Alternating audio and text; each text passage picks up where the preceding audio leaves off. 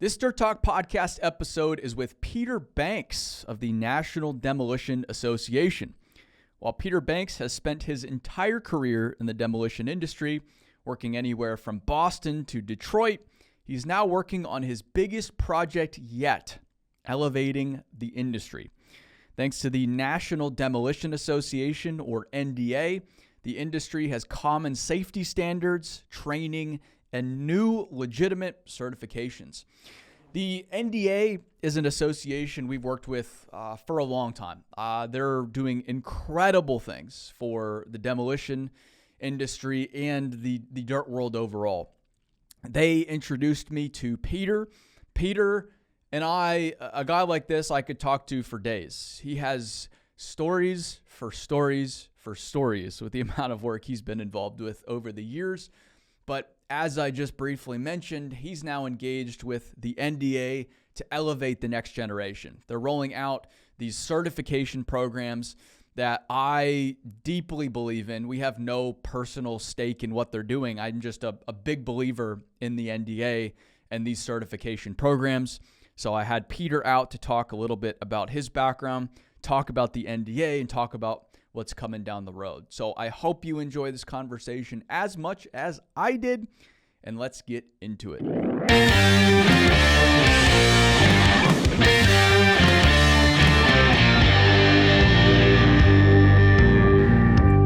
So it was really exciting. We actually had a board meeting in Washington, D.C., where the NDA is based at the NDA office. They're based in D.C. Oh, yeah. So the mothership, Smith Buckland, that runs our association, they're out of Chicago. And NDA, for people that don't know, is National Demolition Association. National Demolition Association. Yes. Yeah. I want to be kind. I want to be charitable. The associations are doing their best. Yeah. I have not been overly impressed with the associations. In general. Okay. Yeah, big picture. Yeah. I think they're operating on this old model. But they're kind of hamstrung by that traditional model, I guess, in a way, like how they're financed and how they work, et cetera. And but the NDA, I've been very, very impressed with, because it seems like the convention we talked about, the program we'll dig into here, it's. I mean, James was like, you have these younger guys coming in as leadership within the NDA as well. I mean, I've been really impressed. And that's only in. The NDA is 51 years old now. Started in the early 70s with a bunch of demo guys trying to get together to fight the EPA and OSHA and asbestos regulations and all that. The good fight. Yeah, the good fight. But these guys all hated each other. Uh-huh. There's no camaraderie. There was no network. And for many, many years, you could go to a board meeting and then not go for 3 years and come back and it was the exact same agenda, just horseshit, Yep. And when we made the transition in 2015 to an association management company, that's all they do, right? We went to with Smith Buckland. They run the NDA for us. That allows the demolition guys to be demolition guys and the association people to be association people. I see. Okay. And then that gave us the bandwidth to build out our education our foundations of demolition, these are things we talked about for decades. So before it was the demolition guys trying to be an association? 100%. For lack of better. We had our own staff. Phrasing. We had our own executive director. We had our own staff people, but we didn't, I keep saying the bandwidth. We didn't have the ability to do all these things. So we would get talked out of it. Yeah. And the mechanics of an association are you have a bunch of people that might compete, but they have the same interests ultimately. Correct. Business interests. Yeah. So you have demolition contractors across the United States that join forces and say, hey, let's go oftentimes to Washington and advocate for our industry, because what we're doing is important, but some of these things are worrying. We need to ensure that our industry is good to go future state. Right. And you got to talk for yourself, because someone else is going to talk over you. Oh, boy. We're lucky. And again, so there's a legislative end to our association now. We're actually in D.C. We partner up with other trade associations, AGC, something like that, so that we, again, have that girth. To go up to the Hill and make a statement. Sure. The little demolition association is just going to get bumped down the hallway. We In partner the up grand with scheme of other things. construction companies, other people that are in for, workforce development, infrastructure development, all that, that we all win on. You're going to do a bridge, demo guy's taking a bridge down, a steel guy's putting the bridge up, the concrete guy's putting the deck on, so everybody has skin in that game. So when we went to this new management plan, it gave us opportunity. Because we were drying up. The convention was drying up. Membership was drying up. It was just like a good old boy network. And some of these younger guys came on, like James, and that we talk about, and the Hayden brothers out of Hayden Wrecking, and they're just like, well, we really like being with you guys, but this this quarterly party, we need it needs to have some depth, some meat, and like their perspective's different too, because they're 40s probably. They've got early mid 40s. They've got decades ahead of them, right? And so they're focused on really like the future of the industry. Whereas sometimes the older guys, like rightly so, they're on their way out. They've got the shit kicked out of them for 30, 40 years. Oh, wait a minute, I'm one of those guys. Well, you said it, not me. And they, and again, like rightly so, but they kind of just want to hang out at the bar, bullshit with each other. Well, we like that too. Yeah. Well, there's value to that, but there's not as like the motivation's a little different. But sometimes we also like to say, we used to do it this way, that too. Yes. Or we already done that. It didn't work. We have all those catchphrases. And that is problematic too, though, is that you'll get new people in and they'll just start and they want to be involved and they get excited and they just start throwing shit on the table. Well, unfortunately, I'm not going to shoot you down, but I can tell you why it's not going to work. That one. Okay, and probably because we tried it, but different spins on it. But the shit we're doing now, with the our 40-hour Foundations of Demolition Education Certificate Program, and of course the certification that we're building out right now. Just doing a new website, the project you worked on with us, the Starting Out Right videos. Really just refreshing the association for the next generation, for the next couple of decades. It shows. It shows in a big way. It's cool. Demolition's unique too. Like everybody hates each other, but not really. It's more collaborative. It's way more collaborative now, and the relationship building is crazy. The other thing is that when I started out, there was Brandenburg and there was LVI and stuff like that traveled the country. Sure. Now so many companies travel the country. The competition is up there. But you run into when I was working with Adamo, you go to a TVA job for a walkthrough, and there's 10 guys from around the country, and I learned that through my relationships at the NDA, and then you start finding ways to partner up on jobs. Well, and that's part of I feel like it legitimately is more collaborative. Oh, yeah. Like I feel like in the civil construction space, everybody says it is, but not really. Right. Like everybody's not very helpful. Right. In demolition, everybody's really chummy and helpful. Oh yeah, and even when you don't, you want to beat them in a bid, but but everybody's going to eat. Yeah, and then it comes when you go into somebody else's market because you have a relationship. I was telling you, I'm up in Buffalo, New York. What am I doing in Buffalo, New York? I need saw cutting and I need concrete disposal. And I called Jeff Cecil. He's 20 miles away. Sure. What do you need? And they get some business out of it. I'm down in Norwalk, Connecticut, which is 3 hours away from us. And I call Chris Godek from New England Yankee, and I need saw cutting, I need dumpsters, I need laborers because I'm overwhelmed. Yeah. And I sell him a part of the job, and they run right up and they work with us. And we all know each other, right? Oh, everybody knows each other. So it's not about how are you going to pay me? We're going to do need a credit check or sure build you out an account. Yeah. Some of these guys, the biggest thing is they don't send you a bill. Well, and I think that what we were talking at dinner last night, most of these companies are family. Like there's no big like national or international firms that are in this space. Except what North Star and and there's two, but they kind of keep to themselves. They keep to themselves. They do the nuclear. They do stuff that I would never. I would never be looking at in my life. So, no, the ones that I know, and I'm lucky to know so many of them, they're all family owned. At the end of the day, it's owned by a family. Yeah. Yeah. And which I love. Yeah. And then we're doing, the next, I'm seeing now, Gen 2, Gen 3, Gen 4, jumping in and getting it done. And for the most part, you get that Gen 2 to Gen 3, which usually caves. Gen 2 saw Gen 1 build it. Gen 3's been riding the gravy train, and they drive it into the ground. But you don't see that as much in demolition. They do. The succession planning is very important. Well, and it leaves the door open as well for this next generation in general that might not have come up in it, but allows them to go build great companies as well. Yeah, and they've basically got the head start. Yeah. Yeah. I just had another guy in here maybe last week, Tyler from Demo Plus here locally. It's, it was a small demolition company in town. He acquired them and they're like way more sophisticated now. I mean, he's got the highest end CAT demolition, straight boom machines with the work tools, and their work's really good. It's like, and it's elevating the whole marketplace because he's come in and said, I'm going to do things differently, which I love. The tools and the technology have just it's just a completely different game. Yeah. So you can draw in younger people because it's in some cases you're running video games here. Well, but and that's necessary. I am bummed out though. I think you need to talk to the NDA about this. I'm really disappointed that the wrecking ball has been almost phased out. It's still in our logo. I know it is the international sign of demolition, and they still use them. There's some jobs where they'll just, especially big silos. Yes, they'll still, because they're just built they're just built crazy, Well, I saw I actually saw a Rourke.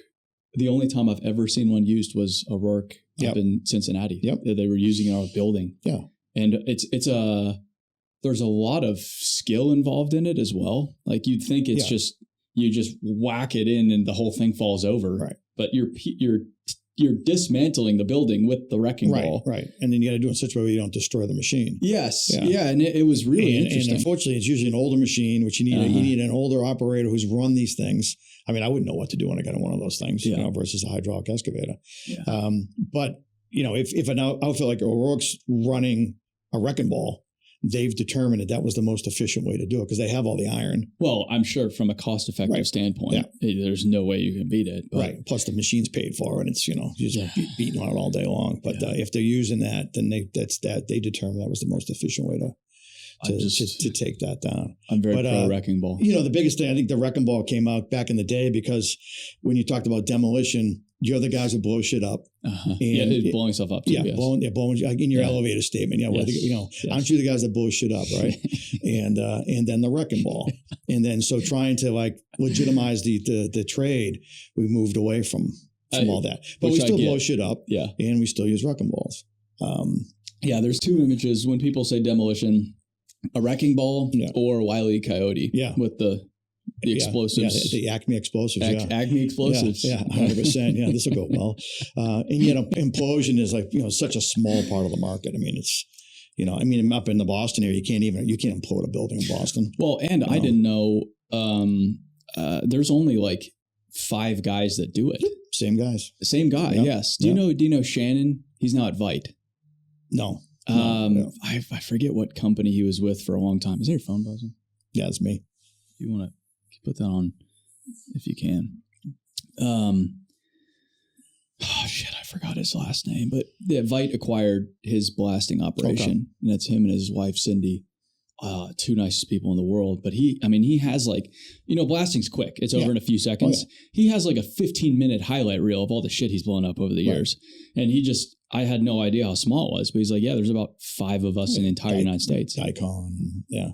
But as far as, and there's certain companies that do it, right? But then there's only 5 people that have the knowledge to even make it happen. Right. But it's a second's worth of work. It's weeks worth of work for a second's worth of results. Yeah, months of planning, weeks of work. Yeah, the pre-cuts, the setting the explosives. It's crazy. Yeah, and then of course the trying to do dust control. Get some dust boss up there, some HDK machines up there, and create the illusion of dust control when a 20-something story concrete building's coming down. It doesn't. Although I did see that, I saw it recently, and then I've seen them in more where they've, did you see the one where they incorporated? They blew these water tanks at the same time. Yes. So the water went vertical as the building was coming down, and it was perfect. It worked great. It enveloped the whole building. Yeah, and I've seen that in a few other applications. Yeah, I've seen it a few times in Europe. Yeah, the Europeans, they are. And They're they really have good. been. And we spoke about, I mean, the technology comes from that side and over the pond to us. Yeah, man, they're it's amazing. They're another world over there too. The culture in demolition is another world, and the demands, the demands on the regulatory side are so much different. That they make good money. Well, in Switzerland, I don't even think they allow you to mow your lawn on Sundays. I mean, that's to give you an indication of the regulations over there, how careful you have to be. Yeah. I think we went to go see Eberhard the last time. They were doing a basement next to a hospital, and they had to hammer. I mean, it was like 200,000 yards, monster basement, and they had to hammer it all. They couldn't blast it because of vibration. But they couldn't hammer until like 1 p.m. They could hammer from like 1 to 5 or like 1 to 4 or something like that. So you're just getting a few hours per day. Yeah, let's extend our duration. So But it's like, but they don't complain about it because they're like, well, it is what it is. Right. It is what it is. Well, over here, we're trying to figure out how to squeeze in 12 hours.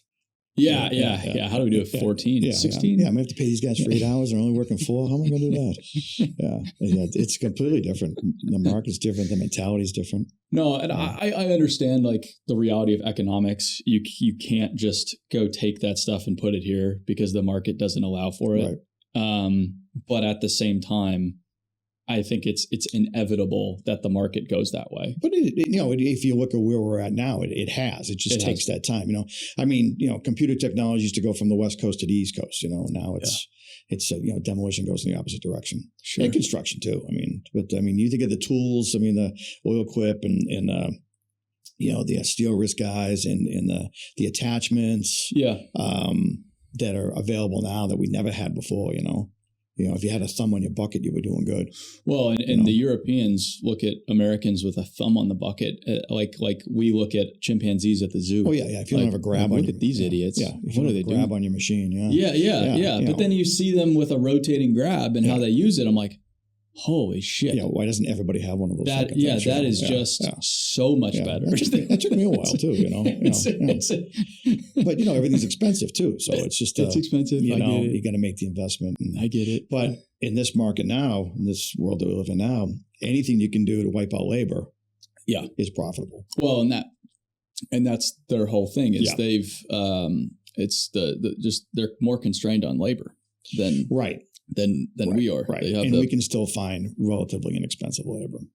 We think we're constrained. Yeah. But we're like compared to Switzerland. Right.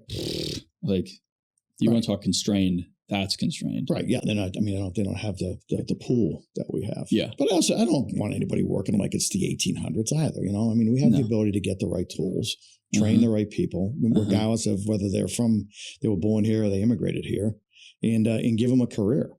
But that we talked a little bit about that last night too. There's this weird pride factor that sometimes gets in the way. Yeah. It's like, cause I got the shit kicked out of me coming up because my body's destroyed. That's the way you have to do your time. Yeah. But it's like, shouldn't it be the other way around? It's like, because I'm beat up and I got shit thrown at me coming up. Like, I don't want that for you. And I don't want you to be soft. I want you to be prepared for this industry because it's a hard industry. It's a hard world. Right. But we don't have to kick the shit out of you. There's a better way, and I'm going to help you do that as the outgoing generation. Yeah. I guess I'm stuck between the two of those because I came from the shovel. Yes. And right all the way up to ownership and then today. I've run ads, I've wrecked walls by hand, I've dug the holes, I've been in the elevator pits, I've done all that crap. And when you're young, you just do it, it's and you come home dirty, you go to sleep and you go back to work. You work 12-hour days and you weren't making a lot per hour, but you were making a lot per week. I don't want people doing that now. But in return, I want to give them all the right tools and the training, and I want them to commit to get the job done. Put the hours in. Let's all get together and let's get this done. Let's make some money so we can pay you well. Yeah. So that's where I get stuck now is that if we're going to give you all the tools and the training and you don't want to give the commitment. Okay. Well, I don't want to come in on Saturday. Oh, geez, we're going to work 10 hours today. Well, this is what the job requires. Unfortunately, we can't work remote. Yep. Which is tough because we have people in our office who want to work remote. Yeah. and they sit in front of a computer all day, or they go to job sites and look at jobs. So they could work remote. Yeah, but I think like this is where a lot of the industries, I think, misguided in their recruitment approach. They're trying to, in a way, pander to the next generation and try to like compete with these other industries that can offer all that. But it's like, no, that you're missing the point. Not everybody wants that. Right. I don't think work from home is all that great. Right. I don't think, just your nice little gentle 35-hour week like is great. I don't think working on a computer all day is great. Like there's a lot of society that doesn't want that. Right. So instead of trying to be that, let's just be ourselves and let's just say what it is. Like, yeah, you work hard. Yeah, you sometimes have to travel. Yeah, you've got to do hard shit and you've got to work long hours. And oftentimes it's cold. Sometimes it's really hot. But that's why it's so special. Like that's why we've been here for 40 something years. Like that's why we've been so fulfilled our entire career.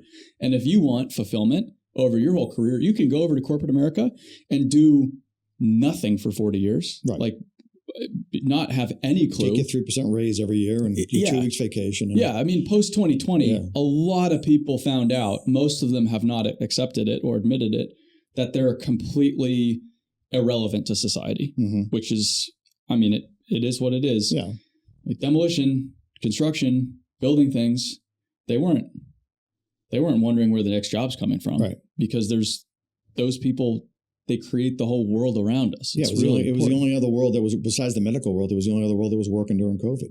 Yes. Was construction and demolition, food, right? Vital. Construction, they were considered vital. Energy. Yeah. Waste. I mean, it's like just, you just strip back all the vanity of life. And it's like, what do humans need? Well, they need shelter. They need water. They need food. There you go. Right. But they need camaraderie too, and they need to be with people. Need to be with people. Yes, and I think that's where we get stuck in our office, especially like on a big bid. Is that when we get together in a conference room, especially with the younger guys. I mean, I have a lot of fun with it. We're just splashing ideas on the wall. Yeah, and we can do that on a Zoom call. If somebody's working from home, but it's not the same thing. It's not even telling close. Jokes on the side, grab a coffee. No. You get side by this, side by that, and you come out of there feeling really good about your bid, right? And then we're going to package it all up, and then so-and-so is going to go put it together and ship it out, and then we'll call them tomorrow. And, so I enjoy that, especially teaching the younger guys. And that's lost if you're part of a company where there's a bunch of empty desks. Now, you work for the company, and you work all day, and the results, I don't know how many hours you work, but the results tell the story. Well, you're kind of just trading your time for money. Right.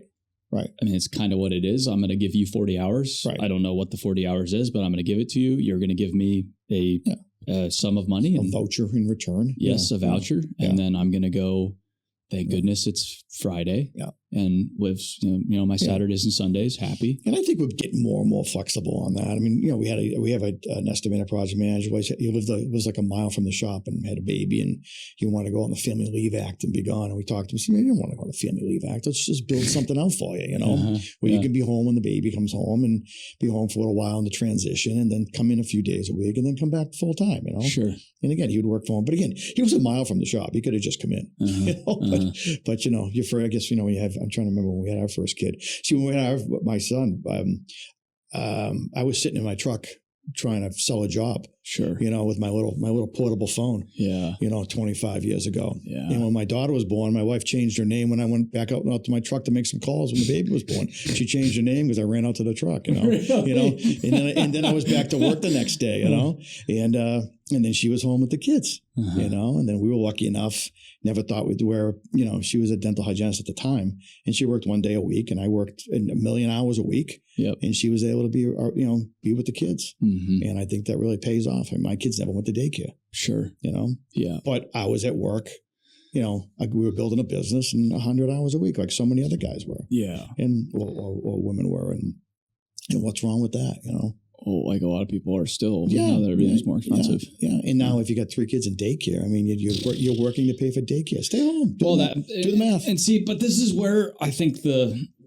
especially like the whole, the women in the workforce argument starts to fall apart is a lot of women have left the workforce over the past 5 years, especially because of daycare costs, because it's just gotten out of control. Oh, yeah. And so it's like, I'm going to pay $35,000 for daycare, not see my kids, to work to make $50,000. Yeah. a year. It's like, And I'm not going to do that. You're not seeing your kids. Someone else is raising your kids. And then, yeah. So I'm like, I'm not even that far ahead, and I'm not seeing my kids. Like, that doesn't. Yeah. So whatever your personal morals and culture are, they're being driven by somebody else. Yeah, I don't have to. And it's probably not yours. Sure. So. If you're looking for another industry event that is a snooze fest, this is definitely not for you. But if you're a leader looking to elevate yourself, your team, looking for like-minded individuals that are hungry, then look no further than the Ariat Dirt World Summit, November 5th through the 7th in Dallas, Texas. In our third year, we'll have about 1,500 hungry industry leaders from about 500 companies looking to learn, grow, teach. It's going to be fantastic. We also have a world-class lineup. We've got Jesse Cole from the Savannah Bananas, James Clear, Atomic Habits, Kim Scott, Radical Candor, Mark Miller, Chick-fil-A Leadership, Tim Grover, who is Michael Jordan's trainer. You will not hear from a lineup like this anywhere else. So check out details now, dirtworld.com. You can use code Aaron10 for 10% off any registrations, and we'll see you November 5th through the 7th in Dallas, Texas. Back to the NDA. To the NDA. Yeah, we pivoted off of that. Yeah, we got away from that. That's okay. They sent me for a reason. National Demolition Association. Yeah, they reached out. Who introduced us? Was it Don? I believe Don. Yeah, Don talked to Jeff Lambert, our executive director. Jeff Lambert. Yeah. Yes. Okay. And because you've had a relationship with Milburn, and then did some work with us on the starting outright videos. And it's just part of the idea where, we're, as an association, I think we do a great job as a demolition association. As a marketing group, getting out in front of the world, probably need some help. I mean, that's where this is just where these discussions come from. We're doing so much great work. And ultimately, with the email blasts and whatnot, because our social media needs to improve. You're getting to the ownership of the companies. You may not be in the middle management, maybe, but you're not getting to the rank and file. Yeah. The Demolition Association is kind of, unfortunately, the way the model works. It's the members is sort of the ownership. And unless they include their people with all of our stuff, education, our safety talks, most everybody uses our safety manual. We have a very robust safety manual that members can take and modify to their needs. Yeah. So there's, and to this point, there's a lot more of the NDA. Now that you have the association group running the association and doing the more traditional association stuff. Correct. You guys can then ask, well, what does the demolition industry need? Right. Beyond the regulatory stuff, et cetera, which is training, safety, recruitment, elevating the industry,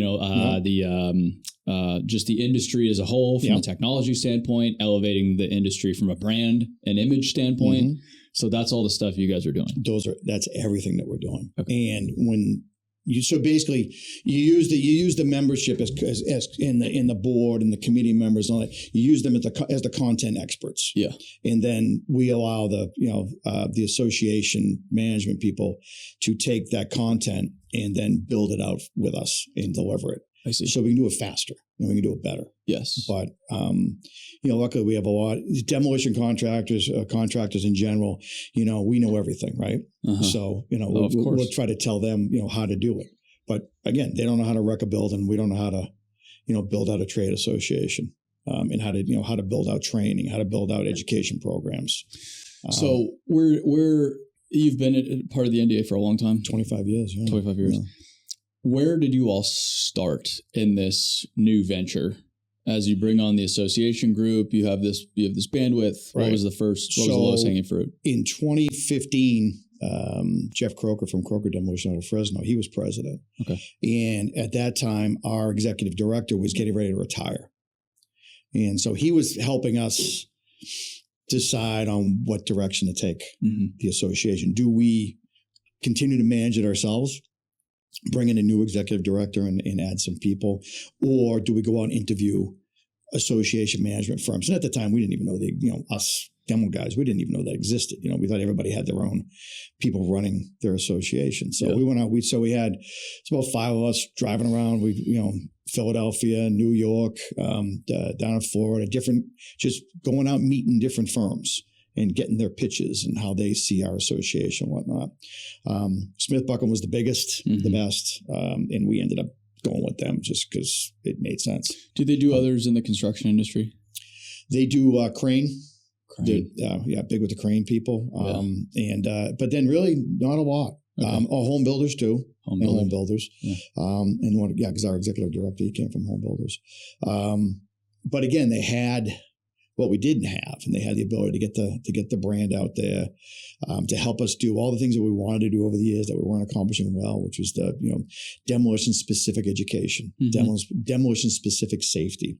The talk about certification went on for decades, but we always get lost on the liability side of it. Well, if we certify somebody and they're on a job and someone gets hurt, who's going to get sued? Yeah. Well, we live in the most litigious country in the world. We all get sued. You're getting sued. Either way. Yeah. So you just have to. You got to work the insurance into the budget. It's part of the package.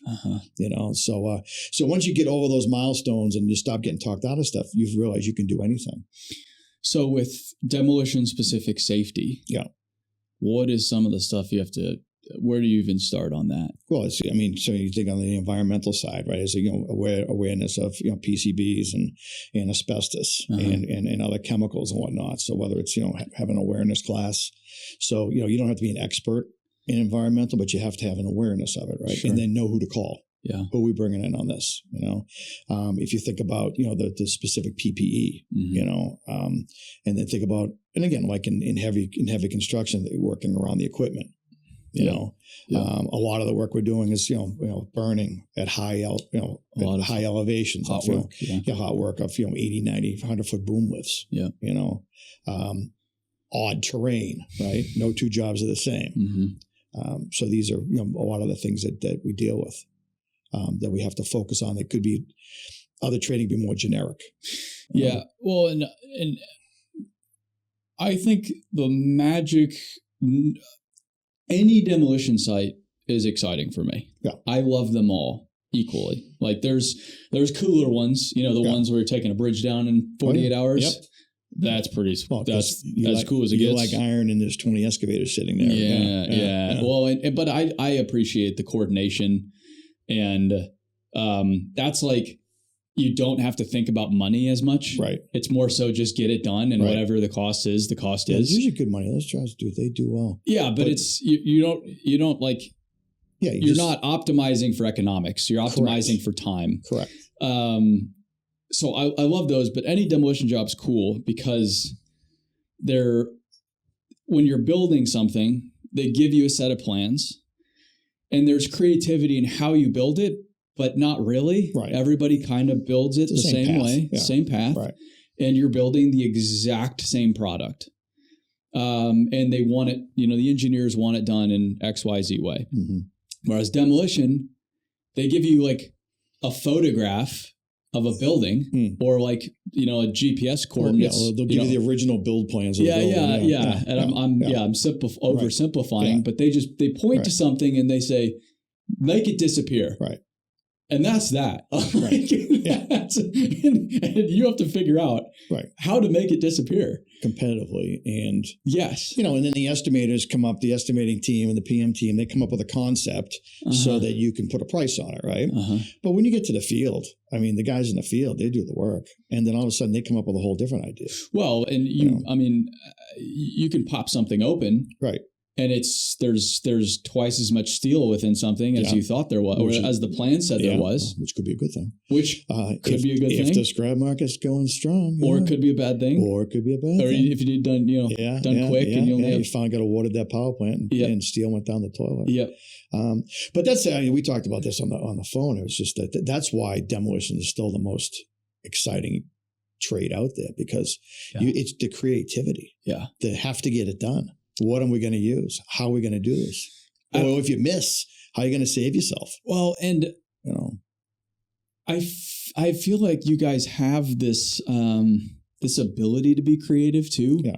Like from a GC standpoint, I feel like they're kind of breathing down everybody else's neck, the electrician, the plumbers, even the concrete guy, like et cetera, because they kind of know what's going on.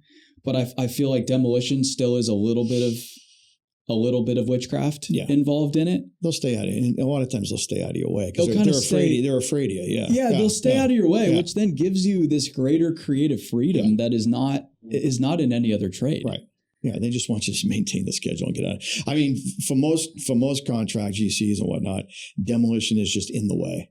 Yes. Just get out of the way. Sure. So we really don't care how you do it as long as you're safe, and the surrounding neighbors are safe. Yep, and safe. All the environmental issues have been dealt with. The asbestos has been abated. The PCBs are gone.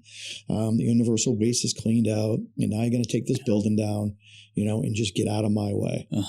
But there's a method to this. I mean, and there's those who, the smaller jobs are probably the most dangerous jobs because, a guy with a backhoe, with a thumb, sure, can knock down that small building, get it down, and then get out of there.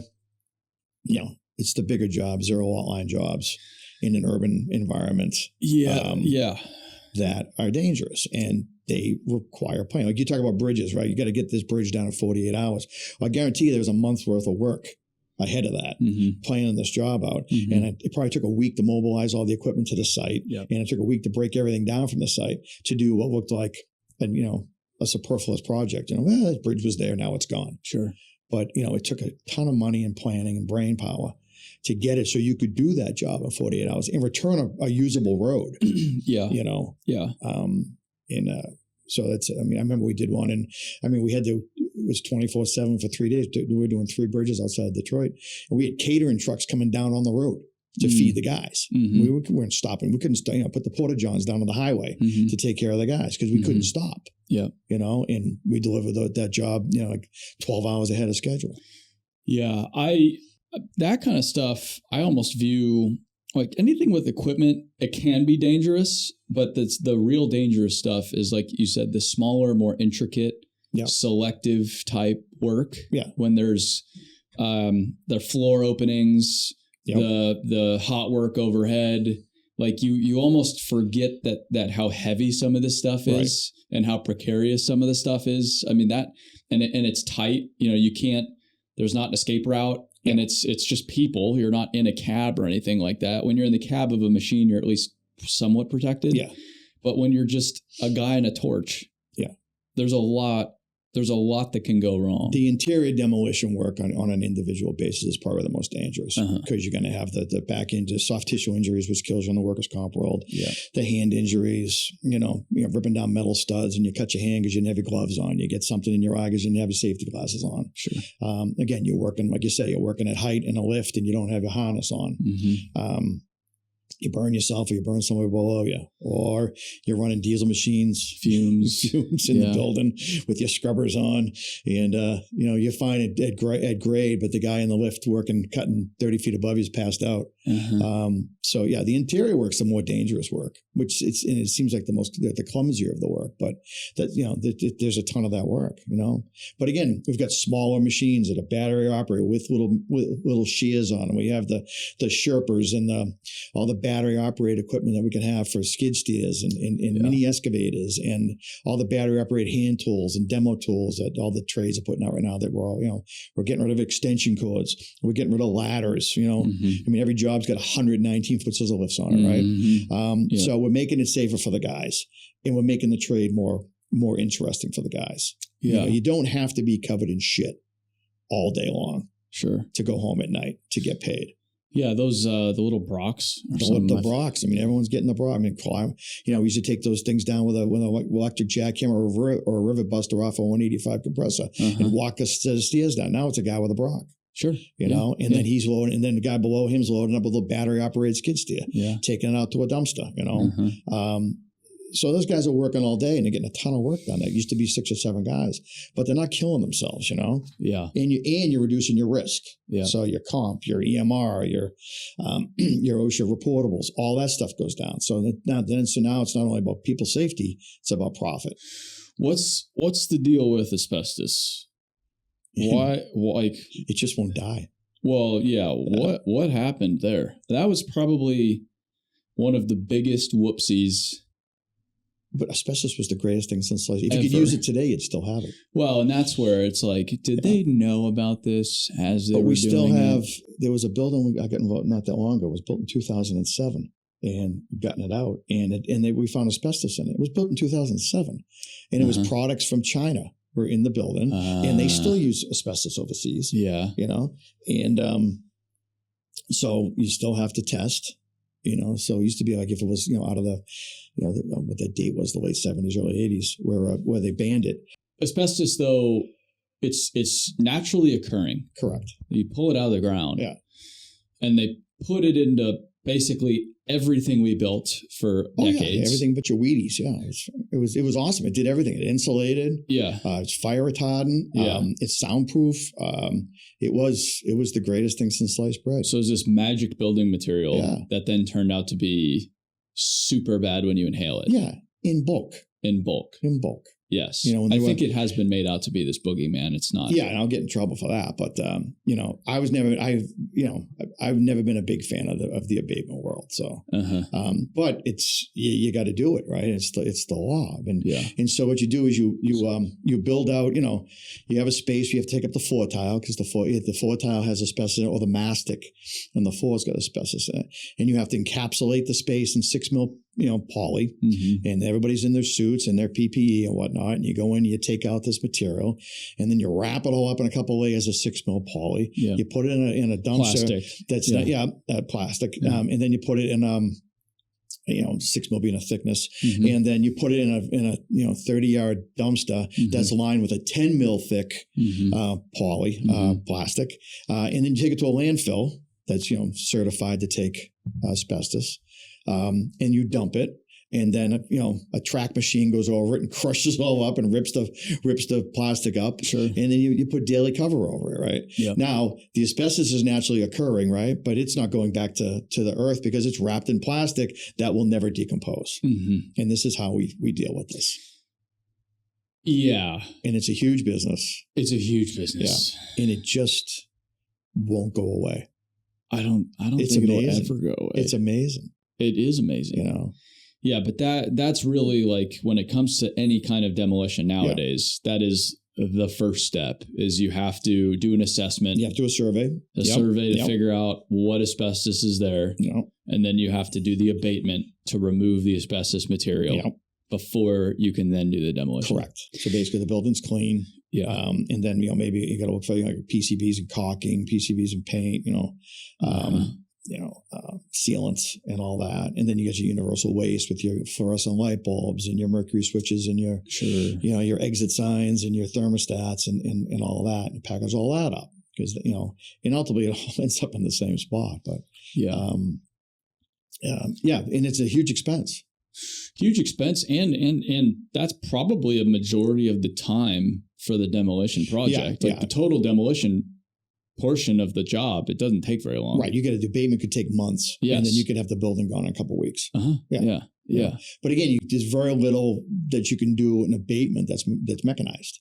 Yes. There's still a lot of people. It's all people in working Tyvek really suits. hard in Tyvek suits and 100-degree weather, in negative air, just knocking down tile or ripping down tile or, Yes. Or the joint compound on the walls is hot, and or the paper underneath the hardwood floor. So the amount of work you have to do to get to the material that actually has asbestos content in it is huge. I avoid that whole portion of any project entirely. Yeah, but you run into it all the time. It's everywhere. Yeah. And again, when you run into it in newer work, you're like, Jesus, this is never going to end. Yeah. Because it isn't banned in places overseas. But asbestos itself is not bad. Especially if it gets into the air. It's the fibers. The fibers in the air that's then inhaled into the lungs. Yes. And that came from guys who were spraying it on, in factories, in ships, as an insulator in ships. So you were doing it all day long. You were spraying this stuff all day long. Yep. And it's like if you drank, 500 ounces of Coca-Cola every day for the rest of your life, you're probably going to get something. Sure. But then there were these giant class action lawsuits. Yes. That then, I mean, caused a lot of billions. And we've had giant class action lawsuits in cigarettes too. They're still making cigarettes. Yeah, but the cigarette companies, they've got their tentacles. I still spray on my weeds with glyphosate. Sure. It's still the best. Yes. Was asbestos one of the problems with the 9/11 cleanup, or was that other stuff? Yeah, that was a big part of it. That was all the contaminants that were in those buildings built in the 70s, and I don't know a lot about what happened to the people, other than it happened to the people. The firefighters, number one, the police that got doused in it, and then all the tradespeople that worked in it. Yeah, and then the fact that the government that's always there on the first day is never there on the last day, right? To take care of these people. And it took like actors like Gary Sinise and stuff like that. And to just keep screaming about it to get these people the funds they needed to basically to die. Sure. But that was, it was just raining out of the sky.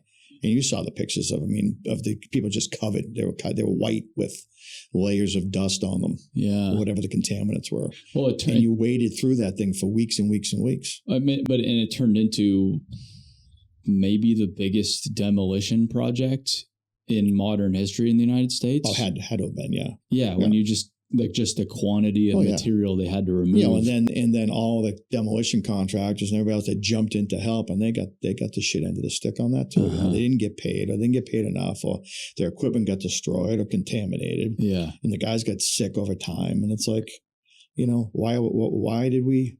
Because they're good people, so they jumped in to help. Of course, right? Yeah, and no good deed goes unpunished. Well, and that is what people don't realize with natural disasters as well, because that in a lot of ways is demolition work. Correct.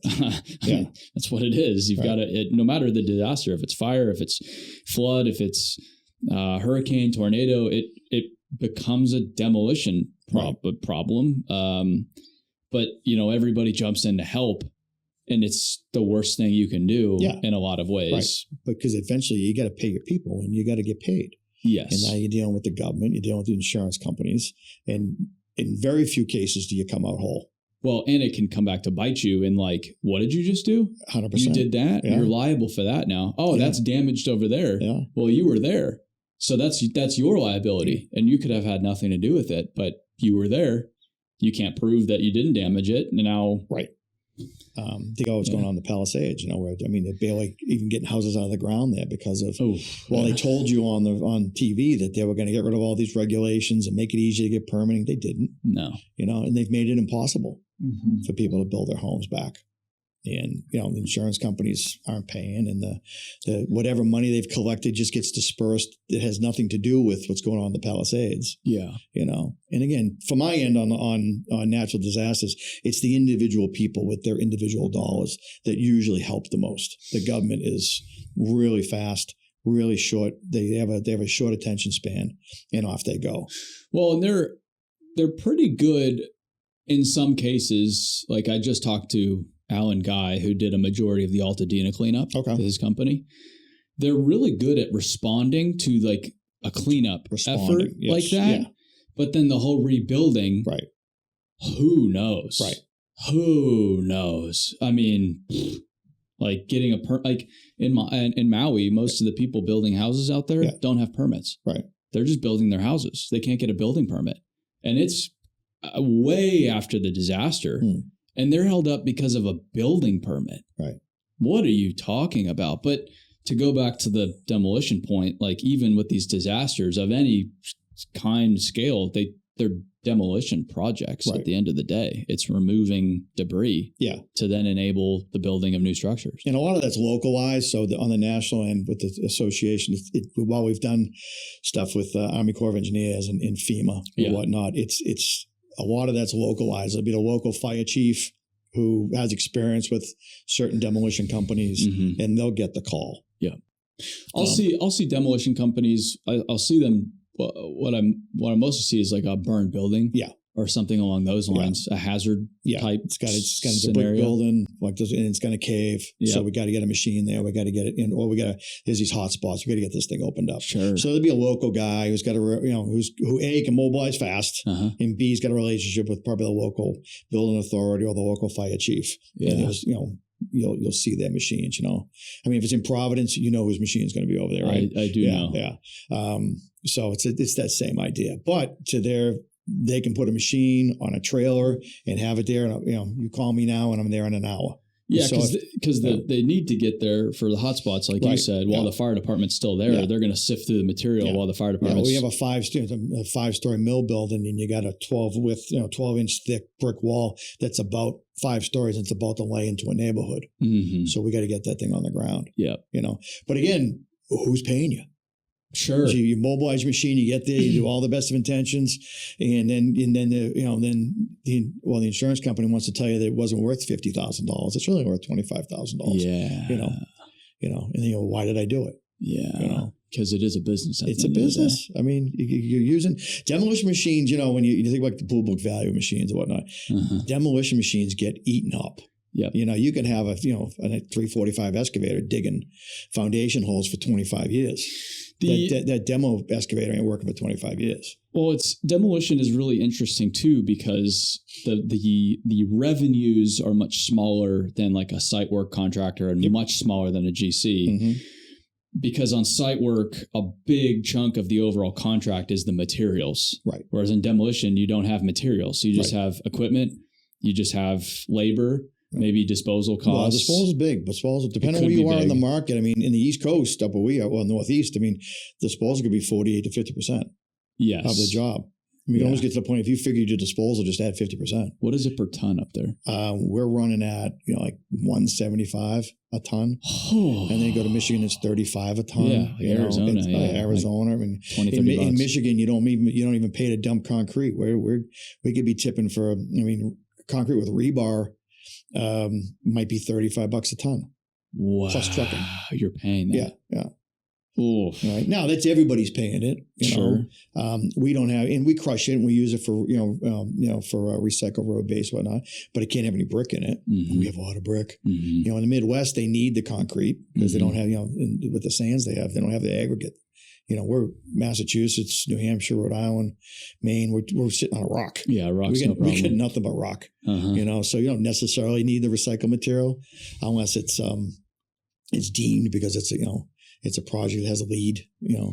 Sure. So they want to see you use the recycled materials and recycled materials. So the safety, to tie a bow on the safety stuff, you've been able to talk to all these contractors, get everybody's feedback on what the main hazard categories are: environmental, working from heights, hot work, etc.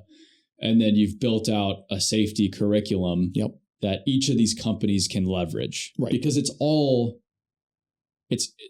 kind of like, for everybody to go do it themselves doesn't make sense. It's wildly inefficient, right? And so you've basically created a framework for each company. Yeah, and you can make it your own, right? You can add to it, but all your true basics are there, and all your SDS sheets, all that sort of stuff that you have to have in a good safety manual. Mm-hmm. And now, it's electronic. Even though recently we had people who demanded a hard copy of their safety manual in their trailer, Sure. Because OSHA demands it, but they don't. There's a lot of that too. Yeah. Saying OSHA demands something when no fucking, not even close. Right. There's plenty of that. But. Right. And you get stuck in that. You want to get in a fight with a GC about, their safety guy about. The GCs love that. About the OSHA standards, even though certainly on the demolition side, I think we got to figure it out more than they do. Yeah. And we work direct. We have an OSHA alliance going. The NDA does. So, we're working directly with OSHA. We train. Is that right? Yeah. We train compliance officers from OSHA because, again, it's demolition. Mm-hmm. It's not a warehouse. It's not a manufacturing facility. It's not a building coming out of the ground, which, you can figure that out. It's demolition. It's completely different. Well, and you also have to think OSHA still at the end of the day is a government organization. Yeah. You have more experience dealing with hazards than OSHA does. And they tell us that. Yeah. And it's rare to see a compliance officer just roll into a job site unless something happened or somebody dimes you out. Sure. Creates an event that isn't there. Yeah. I could not guess what kind of organization would do such a thing. We're not even. You can use your imagination, right? I couldn't even guess. Let's say there's numbers of reasons to do it, right? Boy, that would be something. And usually at the end of the day with OSHA, it comes down to paperwork compliance. It doesn't even come down to the events. Okay. Yes. Your tailgate safety talks, your safety manual, your lift training, your fall protection training. And where's all your paperwork? Mm-hmm. Where's all the guys' OSHA cards? Mm-hmm. That's what croaks you. But yeah, and I mean, this is maybe blasphemy to say, but you can follow OSHA by the book and still not be that safe. Right. Like it really doesn't create any kind of safety culture or like again, Milburn's a great example that I use because they're so buttoned up. Their safety is unbelievable. And I've been to a lot of their job sites, not, but I mean a good quantity. Right. And they have this genuine culture of safety. Like they don't have safety guys going around bossing people around. They've got these working foremen, and these working foremen are in charge of the safety of their people. Right. And it's like a genuine sense of caring for everybody, and all their people, they're buttoned up. Right. Everybody's got their fall protection on. Everybody's got their PPE on. Everybody's got their face shield on while they're cutting. Everybody's got their FR type stuff in those environments, whatever it is. None of that is really driven by OSHA, or rarely is it driven by OSHA. And it's not driven by the JHA that's 400 pages long that nobody reads. Once you turn it in and they review it and redline it, send it back to you, and you send it back to them. It's just what you said. It's the culture. It's not putting safety first on the side of your trucks or on your safety vests. Yeah. It's just it's from the top down. It has to be from the top down, that the ownership or the senior management have a passion for it. And they have a passion for it because it's good for your people. It's good for business in the sense that, listen, I want you to go home safe. That's all that I care about. But if you can't go home safe, I can't afford you. Because if we have an accident, there's the workers' comp claim. There's the insurance claim. Our EMR goes up, and every point that EMR goes up is more workers' comp insurance. Yeah. Put me over a 1, and I'm not going to work for thousands of different companies. So there's all these different reasons. Safety, taking care of your people is number one.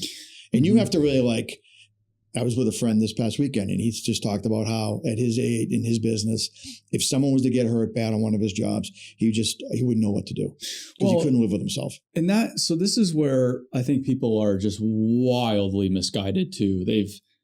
Big corporations have really screwed a lot of things up for everybody else. The big corporations, I think they dehumanize things. They put you so far from the reality and from the people that you can make these crazy business decisions that do destroy people, environment, etc. But you can still sleep well at night because you're so, I mean, it's like warfare as well. Right. The people sending everybody to war, they'll never see war in their lives. So they don't think about it. They don't think about the people dying because they don't see the people dying. And so you can justify it and you can sell yourself, well, I'm not a bad person, so on and so forth. I can see how that's done, which is then why the EPA came about. The OSHA came about, MSHA came. You can go down the list. That's why a lot of these regulatory bodies came about. Something happened, because these giant companies were just way abusing shit. But going back to how most of the demolition companies are these small family businesses, that I have not met a single business owner that's and that even acts like this. That's my priority is just to make a bunch of money. Mm-hmm. And if somebody dies, it is what it is. Yeah.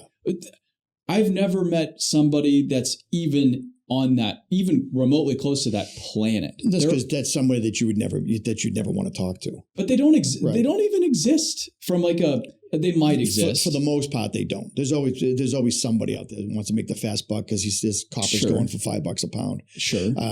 But you're right. I'm talking, industry averages.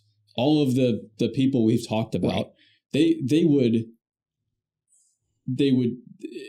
it's somebody dying on their sites. Yeah, it would destroy them. Would destroy them. Yeah, they might even close. Some of these guys would even just close their doors. I think so, and not because they got wiped out, but they just don't want to do that anymore. Yes, and even if they continue, that will haunt them the rest of their lives. Yep, 100%. And again, safety is a funny business where, number one, I think the demolition industry is the safest trade out there.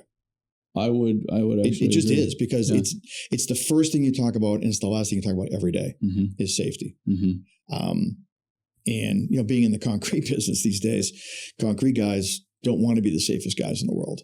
So it's a fight every day, but it has to be a top-down fight. Yeah. The ownership, the leadership, all the way down to your foreman, they have to want to work safely, even though it can be inconvenient.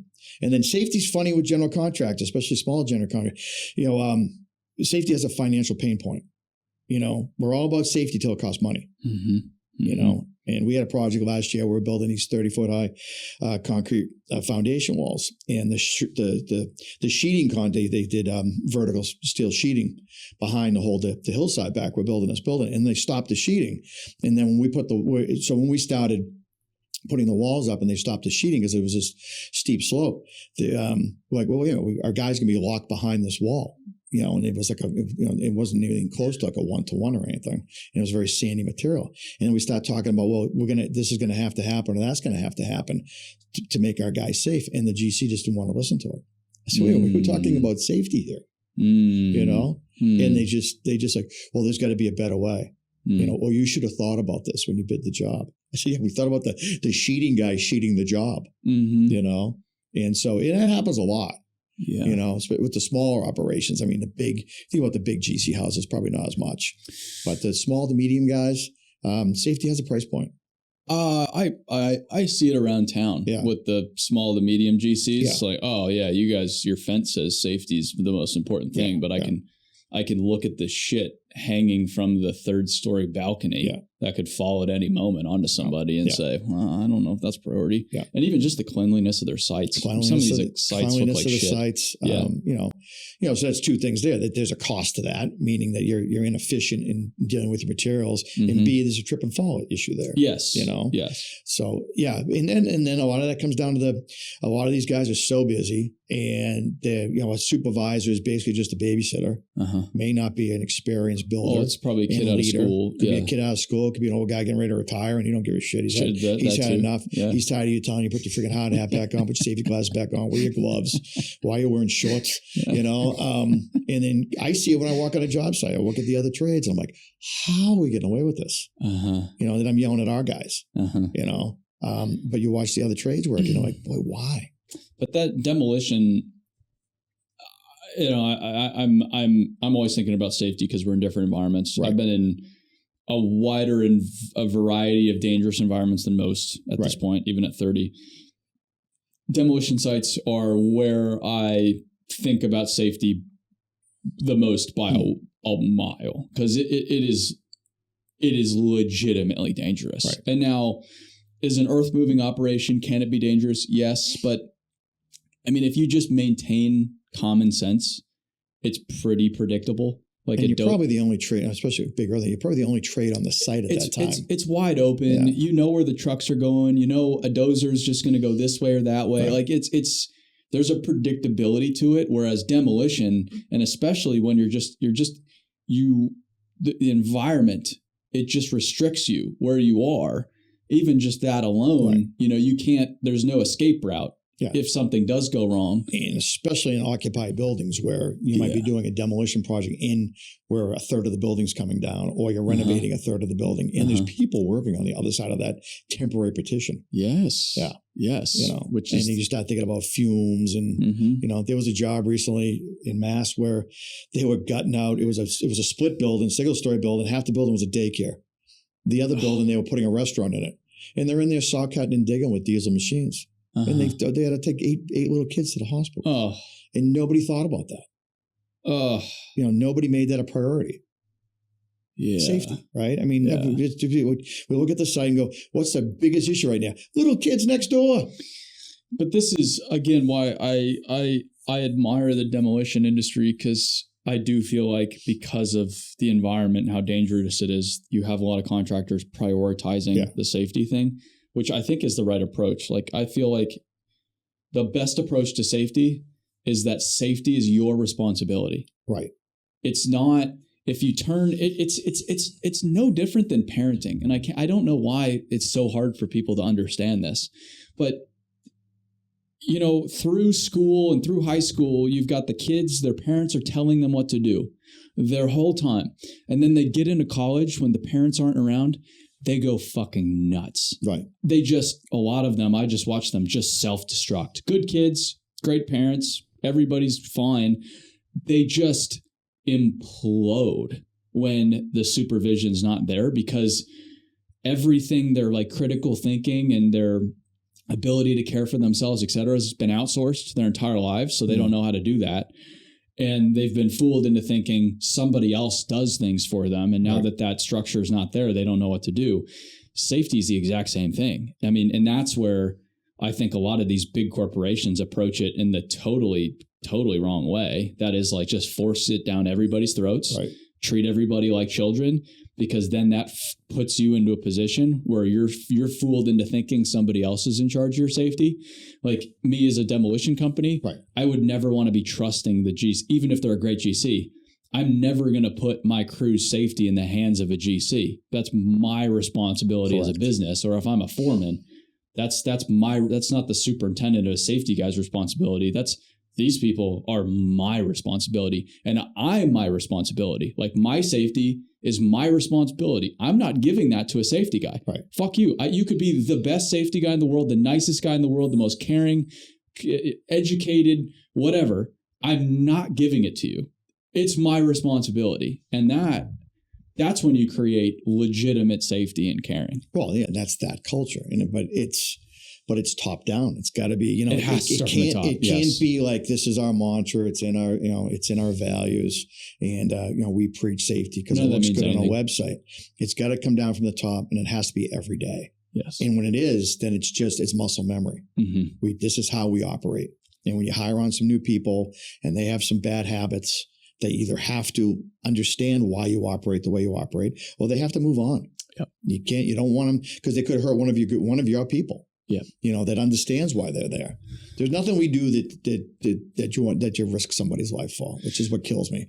Even though on the development side and sometimes on the GC side, you're just another widget. And it's like I see this, and so I see it actually quite often. It's like, and I hear about it a lot. Safety's everything until the schedule says otherwise. Or like I said, safety. Schedule and price point. Price point. Once the schedule gets a little backed up, they're kind of just like, hey, I'm gonna go over here. Yeah, let's go. You guys, just make it happen. Don't tell me how you did it. Just make it happen. Yeah. But that's, I think, extremely valuable. The NDA is doing that for the demolition industry. Go ahead, I'm sorry. Well, continue. No, I was just saying. So, I mean, part of that in through NDA and whatnot is getting the people who do this as a trade and work in this industry, is them to realize that they're valuable people. That they're not doing the job because they can do no other job. Yes, they're doing this job because they do have a skill set and they do have a passion, and they're doing valuable work. And that their lives matter, and what they have to say matters. And that if you want to try hard, like I start with a shovel, and you want to grow and you want to learn, I say learn by osmosis, right? Just be a sponge. And now you can get yourself a college education on YouTube. So just learn and learn and learn, and you'll work your way up the ladder, and you'll make a career out of it. Well, and I mean, you'll just learn so much from watching the old timers. Yeah. I mean, I love watching the old timers work, because it's like, damn, they're good. Well, it's the creativity, I think I mentioned I was in Cincinnati back in July, and we're walking from a restaurant to a bar, or a bar to a restaurant. And I see O'Rourke working downtown Cincinnati. Then I see PDI, Green City working. And I keep stopping, and they're working on Saturday. And my wife's like, we're not doing this all day. And they were doing a task. I'm looking at the new equipment. And I'm watching how they're doing this task. I'm like, why'd they do it that way? Or how would I do it that way? I don't even think I could figure out how to do it that way. Yeah. And she's like, we're moving on. I'm like, well, you go ahead, and I'll just pull up a rock here and just talk to these guys, Yeah. And but I didn't get to do that. But it's the creativity. It drives me crazy. And I love the iron too. So but that's I do think it's a big misconception of demolition, like we were talking about. Right. People think it's as simple as throwing a wrecking ball in the side of a building, like a bunch of monkeys. Just whack it till it's on the ground. But it's a really skilled profession. Yeah. And that's part of the reason why I love it, watching it so much too, because there's this like beauty to how these guys do this dismantling. Right. They're so strategic with how they they make their cuts or what they remove first, or you've got to think about, like, even we were talking parking garages. Yep. Well, there's the post tension. There's this tension within each precast panel, whatever it is. And if you cut it the wrong way, somebody can die. Yep. It's just, there's so many of those considerations. They're the scariest. Yeah. But when done right, they're really quick. Because there was a plan and you stuck to the plan and everybody understood the plan, which, we could always do a better job in the field, slowing down first thing in the morning and explaining to the guys what we're doing. I mean, that daily kickoff and everybody knowing their role and then everybody knowing the risk. Yeah. But, but demolition never used to be that way. I mean, I would say it's the last 20 years that it's evolved and evolved and evolved to between the sophistication of the family businesses, the technology, the drive to be better and to be recognized for what you do. Yeah. Has become so important that you've made this a desirable trade. Well, and it's become the owners are forcing it as well. Yeah. You need certain safety standards. You need that certain EMR. Yep. You need certain percentage recycled, whatever, for environmental. Oh yeah. And if you don't meet those qualifications, they won't even look at you. Yeah, exactly. And especially where we are in the East. I mean, it's all that. The lead stuff is crazy. And we work in a very tight environment up there. Yep. So there's not a lot of wiggle room, a lot of 0 watt lines with a building connected to you on the backside, with people living in it. Sure. So yeah, it's been the last 20 years where you've seen the drive by the industry and the association to build out these great companies out there. Now, I mean, when I think about the people that I know in the industry, 100 companies around the country, and they all have the same philosophy. They all want to be good, and they all want to be safe, and they all want to be smart. And those companies are successful, and they make money. They do a great job. Yeah.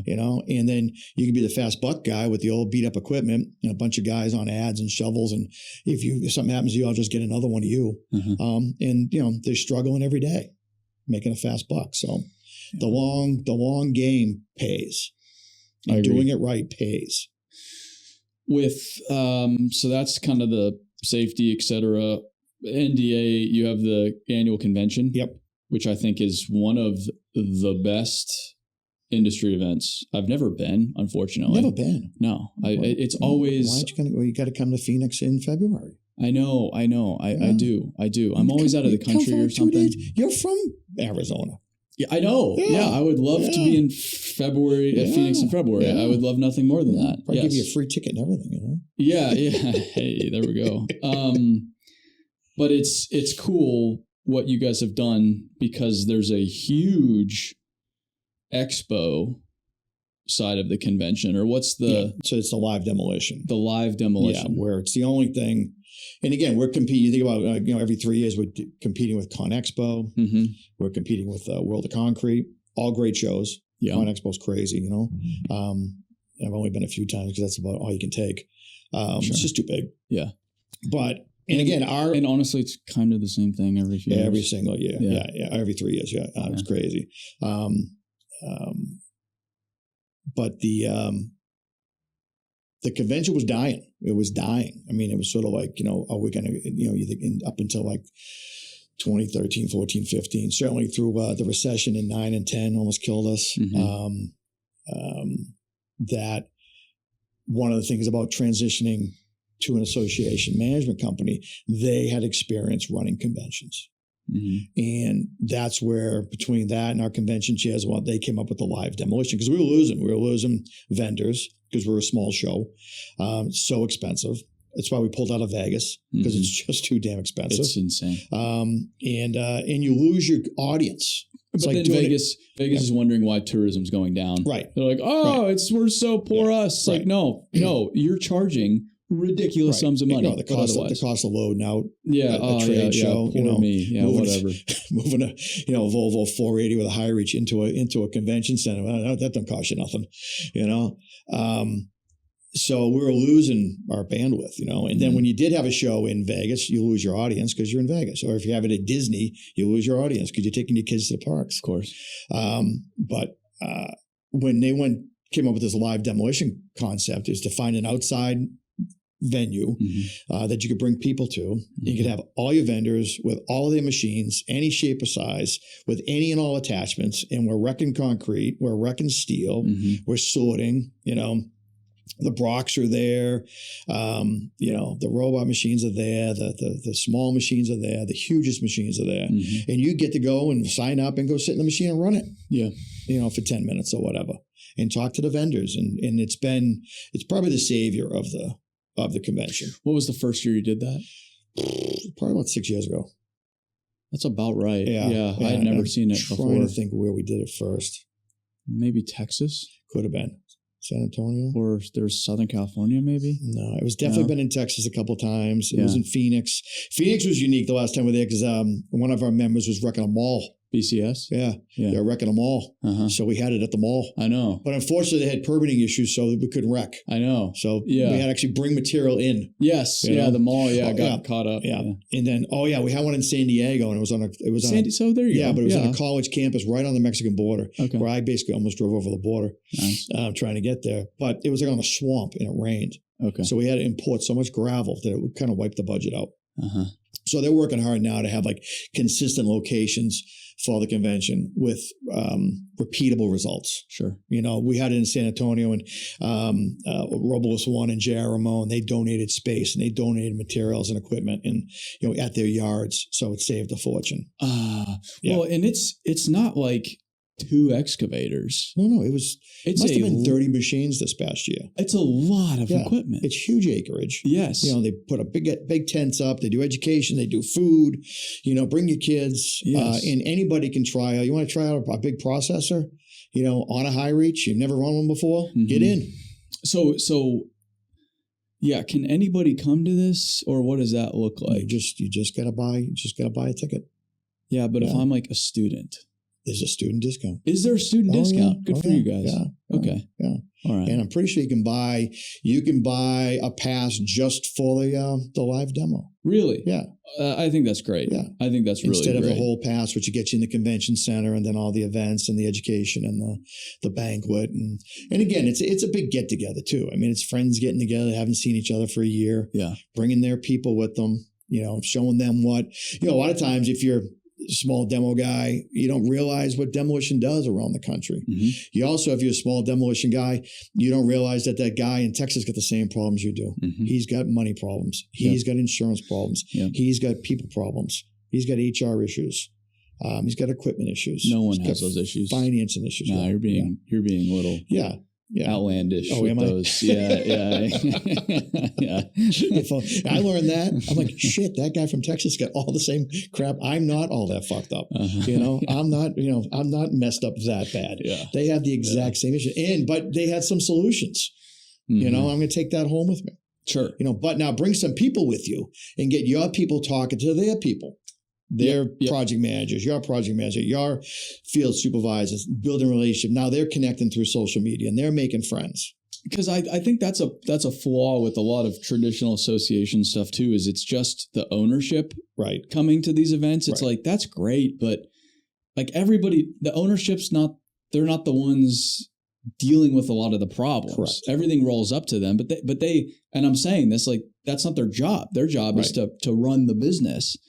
Getting those other people involved, that's what we've talked about with our summit, the Dirt World Summit, is like, okay, yeah, you can come from ownership, that's fine, but your operations level individuals and even up and coming individuals that might not even be that senior operations level, they're going to be the ones that benefit the most, because that's the future, and they're the ones that they're hungriest. And they have the most open minds typically. I mean, you want them to see opportunity. Yes. And you want them to see other people's ideas. Yes. And then you want them, it's one thing for you to go to the show and come back and be all excited. Like we talked about the Dave Ramsey thing with going to his summit and stuff, which is, unbelievable, really expensive. But if you don't bring people with you and you try to bring all that back with you and then sit down with that big book and just get all excited about, systems and our culture and all that, it doesn't translate. No. So let them come and let them see and let them be pumped up and let them bring it back to their people and their peers in the field and talk about what they saw at the convention and who they met at the convention. And this guy's doing this and this guy's doing that. And then let them push you as the owner. Sure. We need to buy this. We need to try this. you know, and you're like, all right, let's give it a go, you know. So how many people? Well, now we're peaking 1,500. Wow. Yeah. In fact, they got an award. Jeff was very excited. Our executive director, we got an award for the growth of like in the last, I think it was 22 or 23. We just got an award for the convention industry. You know, there's a trade association for conventions too, right? Yeah.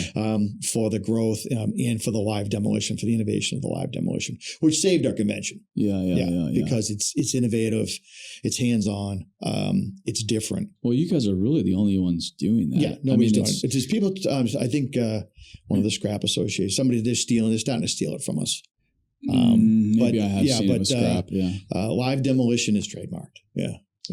I believe we own that. Nice. As an association. Okay. But again, it's just something that in the evolution of what we've done in the last 8 years, bringing on this new management so that we can focus on, as a group of members and surveying our members, what does everybody want? Uh-huh. What do you need help with? And in my opinion, a bunch of machines is way cooler than the golf course. Yeah. And maybe I'm the only one, but I don't think I'm the only one. Right. I think that's pretty cool. And even at the ownership level, the ownership level very rarely runs equipment. Yeah, I can't tell you the last time I was in something. No. I mean, like a Ryan Priestley, he's an oddball. Yeah. It seems like he's in shit all the time, but most of these people, they don't. They want to. Everybody wants to. They wish they were. Yes. You know, I wish I run them too until I run them for a day and then. Well, you do it for do it for a whole day. But you also have your phone's good. ringing off the hook, and you owe someone an estimate or a bid, or you follow up on a change order, or whatever else it is. You have something you should be doing that day besides sitting in a machine. Sure, you know, so it's more of a hobby, but it's a great, you know, in the machines these days, in the trucks these days. I mean, it's unbelievable what these guys get to utilize. To make their lives a better place. The machines are air conditioned, they're filtered. Yeah, you know. Yeah. And then you look at some of these guys; they treat them like they're sitting in the living room. They don't wear the boots. You know, they got their shoes inside the machine. They got their boots outside the machine. The machines are spotless, and they should be. And the cab of your truck should be. It's your office. They should be. It drives me crazy when I see what some people are willing to work in. Yeah, I don't understand the disaster of a truck thing. Yeah, I'm like, why do this? It kills me, guy. In our company truck, we have a fleet of service trucks, and you open up the door of somebody's truck, and you're like, they're all late model stuff. I don't think we have anything older than a 21. And you look inside the truck, and you're like, why do you want to live this way? Yeah. You know, you don't have to do this. I mean, my truck is, I'm fanatical about it. Yeah, mine is too. Yeah. I mean, I drive a lot, and why would you not? And if you drive a big semi, big trailer dump or whatever, pristine. Why don't you? And the ones that you know that really take pride in what they do, and that's their office, they are pristine. Oh, and then there's companies up there like a WL French or something like that. Oh, your French is unbelievable. How do they do it? How do they do it? The money they spend on keeping their stuff up. Oh, my. You know? And I love going. We have a lot of local truck shows up there, and I like to go up there on a Sunday and walk around and see the iron, and you know what it costs to keep these trucks up. Yeah. And the guys working, the driver of that WL French truck is sitting out there buffing it on a Sunday on his own time at a truck show, meeting up with some other truckers that he knows. The company's donated the diesel and their truck for him to drive it up there, but that guy's not getting paid to go there on Sunday and show off in his truck. And French might send 10 trucks. No, and then you go, like, you compare that to South Florida trucking. Yeah. They just rattling. I was down there recently. Yeah. They just bought it from Facebook Marketplace. Yeah. Oh, it's unbelievable. And everything's rattling off the truck, you know, and it's, you know, they own 10 trucks. They're 10 different colors with 10 different fenders. And you're like, how does the DOT not just grab them every single time? I have no idea. How do they start in the morning? Well, if the DOT did stop, Florida would stop because then there'd be no trucks. Yeah. And you see the guy falling out of the truck. He's got one shoe on. He's in a ripped tank top. He's making $14 an hour. You know, they're not paying him. No. You know, the truck doesn't have air conditioning. He's probably not legal. Could not be legal. Yeah. They have no air conditioning. It's 10,000 degrees with 100% humidity.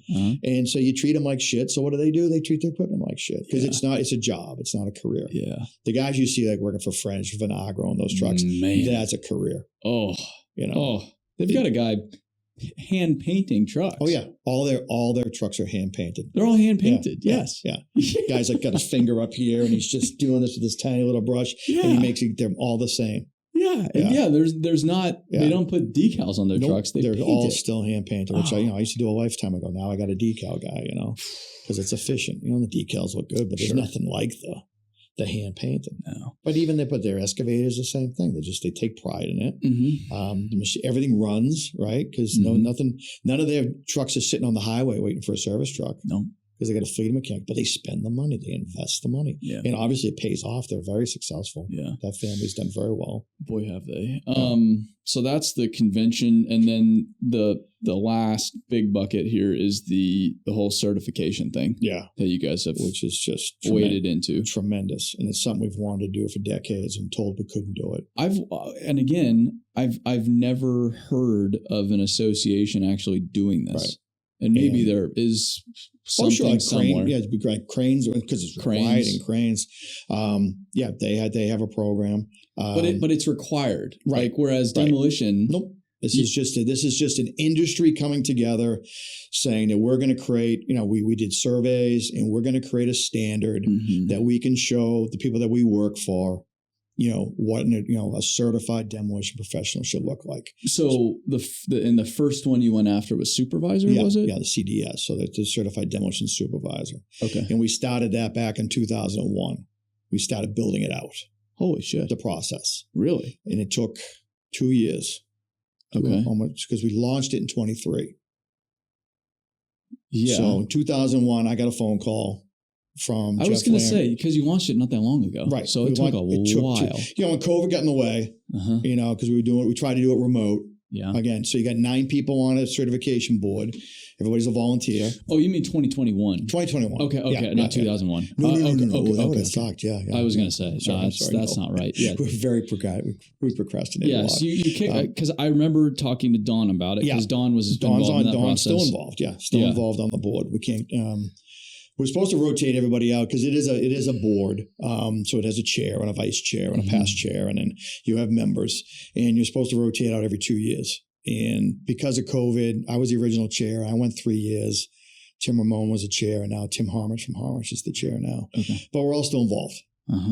Because we're transitioning new people, but it was such a learning curve starting this process and learning about legitimate certification. That for us to jump off and let all new people come on with the product would get damaged, and it wouldn't be fair for all the new people. So what's the point? Like, what's the overall objective of creating a certified demolition professional? Like, what's the point? Well, it goes in 2 directions. One, it's for the company to differentiate themselves from the competitor, right? That we have, a certified demolition supervisor. Well, what does that mean? Well, it means that he's met certain level of criteria to take the exam. He's got 5 years of experience. He has a 30-hour OSHA card. He's got asbestos awareness. He's got a lift training. He's got CPR training. Okay. That gets you in the door. All right. Now you're going to take a comprehensive exam all about demolition. And it has different facets: safety, environmental, project management, people management. All right. And you're going to take this exam. And if you pass the exam, peers in your industry have said you are qualified to be a certified demolition supervisor. Okay. Doesn't mean you can take a power plant down. It means you've met these criteria, that you're a guy that I want on my team, that I want on the team taking my building down, and for others to aspire to be. Like, there's a certain competence. Yeah. You have like a little check mark next to your name. 100%. This guy's sticker on your hard hat. But, But it means you're dedicated to you're not the loudest guy on the job. You're not the guy that's been on the job the longest. You're someone who's invested in training, continues to invest in training and safety, cares about the job, can visualize the project, can put a plan together with the project management team, because you're the guy getting the job done. You're the guy turning that thing into a profit or not.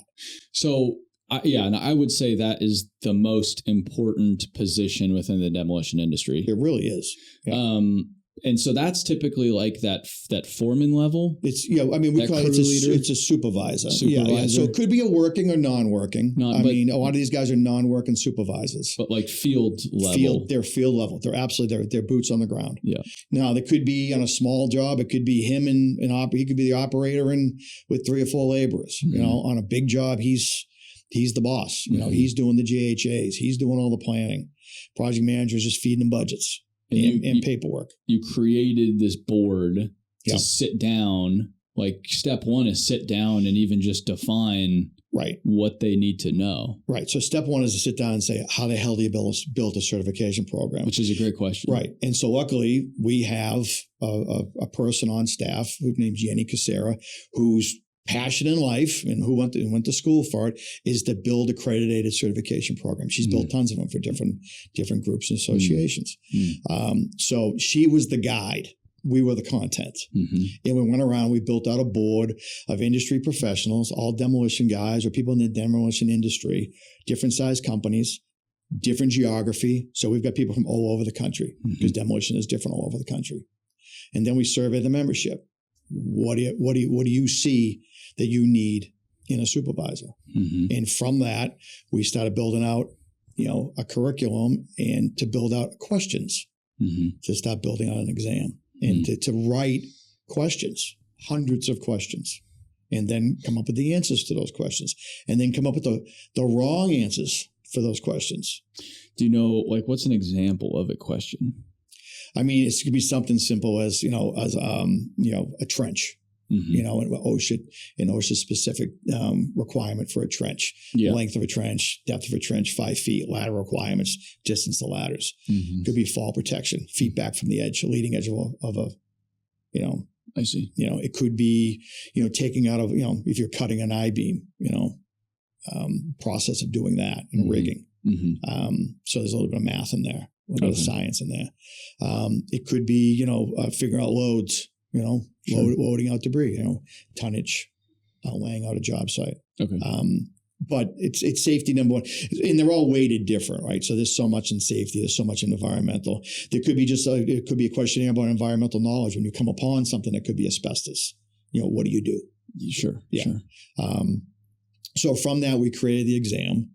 And then we would continue to meet to refine it, basically continue to take the exam ourselves to see if it was, reasonable, and then come up with grading levels to get it to the point where, you want people to be successful. You don't want it to be easy. You don't want it to be hard, so we get it to the point where we're basically at a 73 to 75% passing rate. And the NDA administers this? Yep.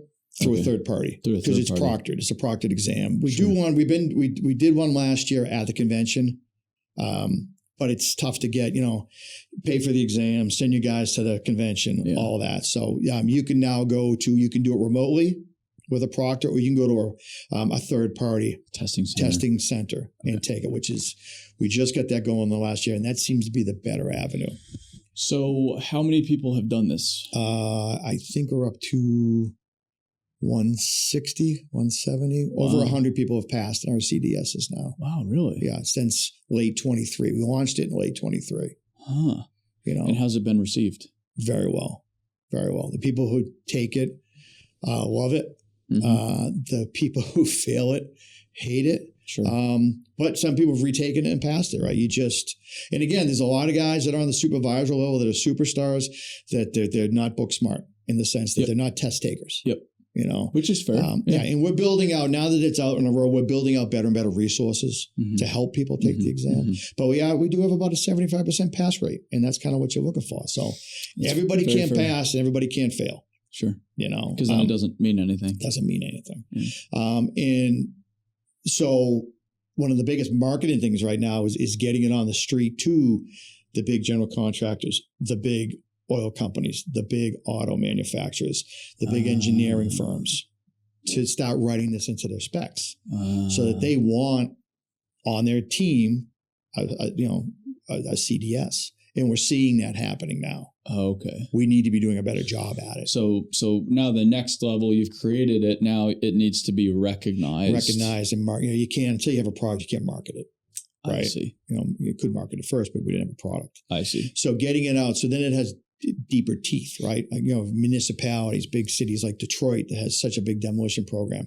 If they required it, then it's great for the industry because more people are going to want to take the exam and become a CDS. Yeah, because you want as many people as possible becoming a CDS because that's elevating the quality of the industry. Yeah, it does. And everybody wins then. It's not like, well, we don't want to have too many CDSs because then, my cachet goes down, you know, but that's not how it works. Because we've seen that, right? The better demolition companies are getting better and better. The guys who run the better equipment, they train the better people. They do the best work and they grow their companies. And then people want to work with them. Go figure. You know, So, and then on the individual, so that's the business. And then on the individual side, I'm a CDS and I'm looking for a new job. And then as an employer, what's the first thing I'm looking for on a resume? I know this guy has the baseline that I'm looking for. Yeah. So you have to educate all the members of the NDA as well on of the value. Yeah. And this thing's just kicking off. I mean, we're really 2 years into this thing. Yeah. You know, and it's got legs now. So we just got to keep moving it along and keep people excited. And then there's a 3-year, then there's a recertification process after 3 years. So, and that's basically just coming up with all your criteria again, that you have maintained all of your OSHA, your first aid, CPR, your CPR, professional training, like going to the convention or going to someone else's convention. But you're doing things for professional development. Does Dirt World qualify? We could do it. Let's do it. Yeah. I'll run it up the flagpole. Hey. Anything professional development that's related to the industry has value, right? Well, we've got professional development. See, I know you do. Tell you. Look at this. See? Everybody wins. What companies have taken to this most? Of course, Milburn, sure, Homrich, Ramon, North American Dismantling. They got a ton of guys who've gone through this. Okay. Lindamood. In fact, Andy from Lindamood is now on our board. Texas, They're out of Texas. Great guys, great family business, great story there. They're a customer of ours. Yep. I mean, they're big dirt, big demo, and they came from a father and son with a shovel. I love that. And super nice people. D.H. Griffin, sure, big in it. Yeah. A lot of the big names. Brandenburg's in there. I think Vite's got a guy in there. Okay. And it's good. It's important to get, and a lot of the guys that, guys are on the board too, so they're helping promote it. Yep. The Domo's got a guy in there now. Dixon, out of Northwest Washington. Dave Dixon just got on. He's on the executive board now. He's the treasurer. Yeah, we haven't had a lot of representation from the West in a long time, so it was nice to get somebody. Geographically around the country, we had been heavy in the East, always heavy in the Midwest. So it's good to bring people in from. The West is much different than the Midwest, is much different than the East, and the Northeast is much different than the Southeast. And we are so different. And geography matters. Oh, it does. So it's been well received, and it's from the individual, it's a badge of honor. It raises you up in the world of what you do. Right, everybody always would feel good about what they do. Now, it doesn't. You always knew how to do what you were doing. You were doing a good job, obviously, if you passed the exam. But now people know, you're a little different than the other guy. Yeah, but why shouldn't that have some weight to it? Right. Why shouldn't that carry the same weight that this like school stuff in schooling? Right. You go get an MBA and you feel more special, which is sometimes not the best thing. Yeah. But there's this sense of pride to it. Like there should be that sense of pride within demolition, within the trades, but you have to legitimize it. You have to create a passion for it. I mean, you get a degree and you've got a degree, but you don't have anything to hang your hat on. You got the degree first. We're certifying people that have proven that they do this work every day and they do it at a high level. Yeah, so you have to have 5 years experience. 5 years in the door. Yeah, 5 out of the last 7 years, proven experience. So your employer, if you're in the union, could be the union. It could be a customer. There's different tracks to prove that, but you have to bring that to the table. And this is union, non-union? Yep. Which is the association is 100% either way. Amazing. Yeah. So it applies to the whole country. Yep. But we had Jim Ertz. He was a union rep for the Luna, and he was on our board. He's retired, but he's coming back on the board. And he had experience in certification, and he was a tremendous asset through this whole process. A great guy. So we did have, we had that. We had an engineer on the board with us outside, because one of the members has to be outside of the industry. So really deep really deep bench of people. Well, I think, but that's what makes it so cool too. Is it's coming from the industry, right? And it's not being forced down. Nope. From OSHA, for example. OSHA saying you guys have to do this, and you're like, right.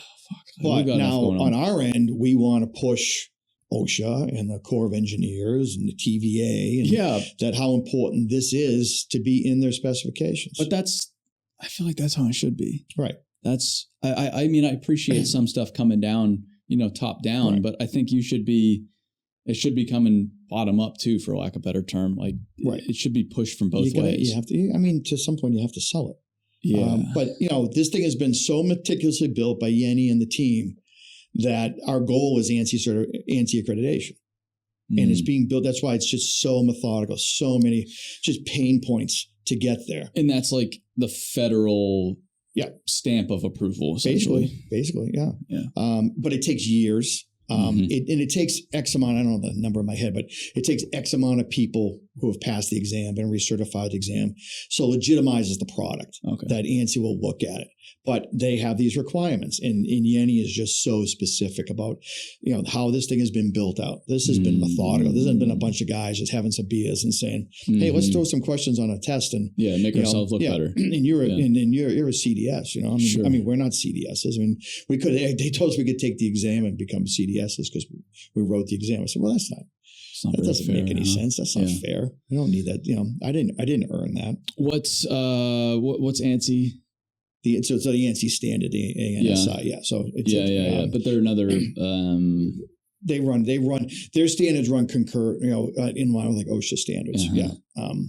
On training, on equipment, setting the bar, like underwriter's laboratory. But that ANSI standard has meat, And now you all are in like phase 2 of this. Yeah. Which is the certified demolition technician. Yeah. Okay. Your high-end laborer. Yeah. All right. Which we're launching right now. We actually think we have 40 or so people taking the exam in the next month. Is that right? Yeah. Yeah. It's just coming out of the box. It was a hell of a lot easier to build once we had the framework. Yes, exactly. Because I'll tell you, when we started the CDS, I'm like, we didn't know how this was coming together, how we're doing the item writing. We finally were able to get together as a group, like meet it, go to DC and meet. And get rid of the Zoom calls. And geez, the amount of work you can do with 8 or 10 people in a room face to face for a couple of days.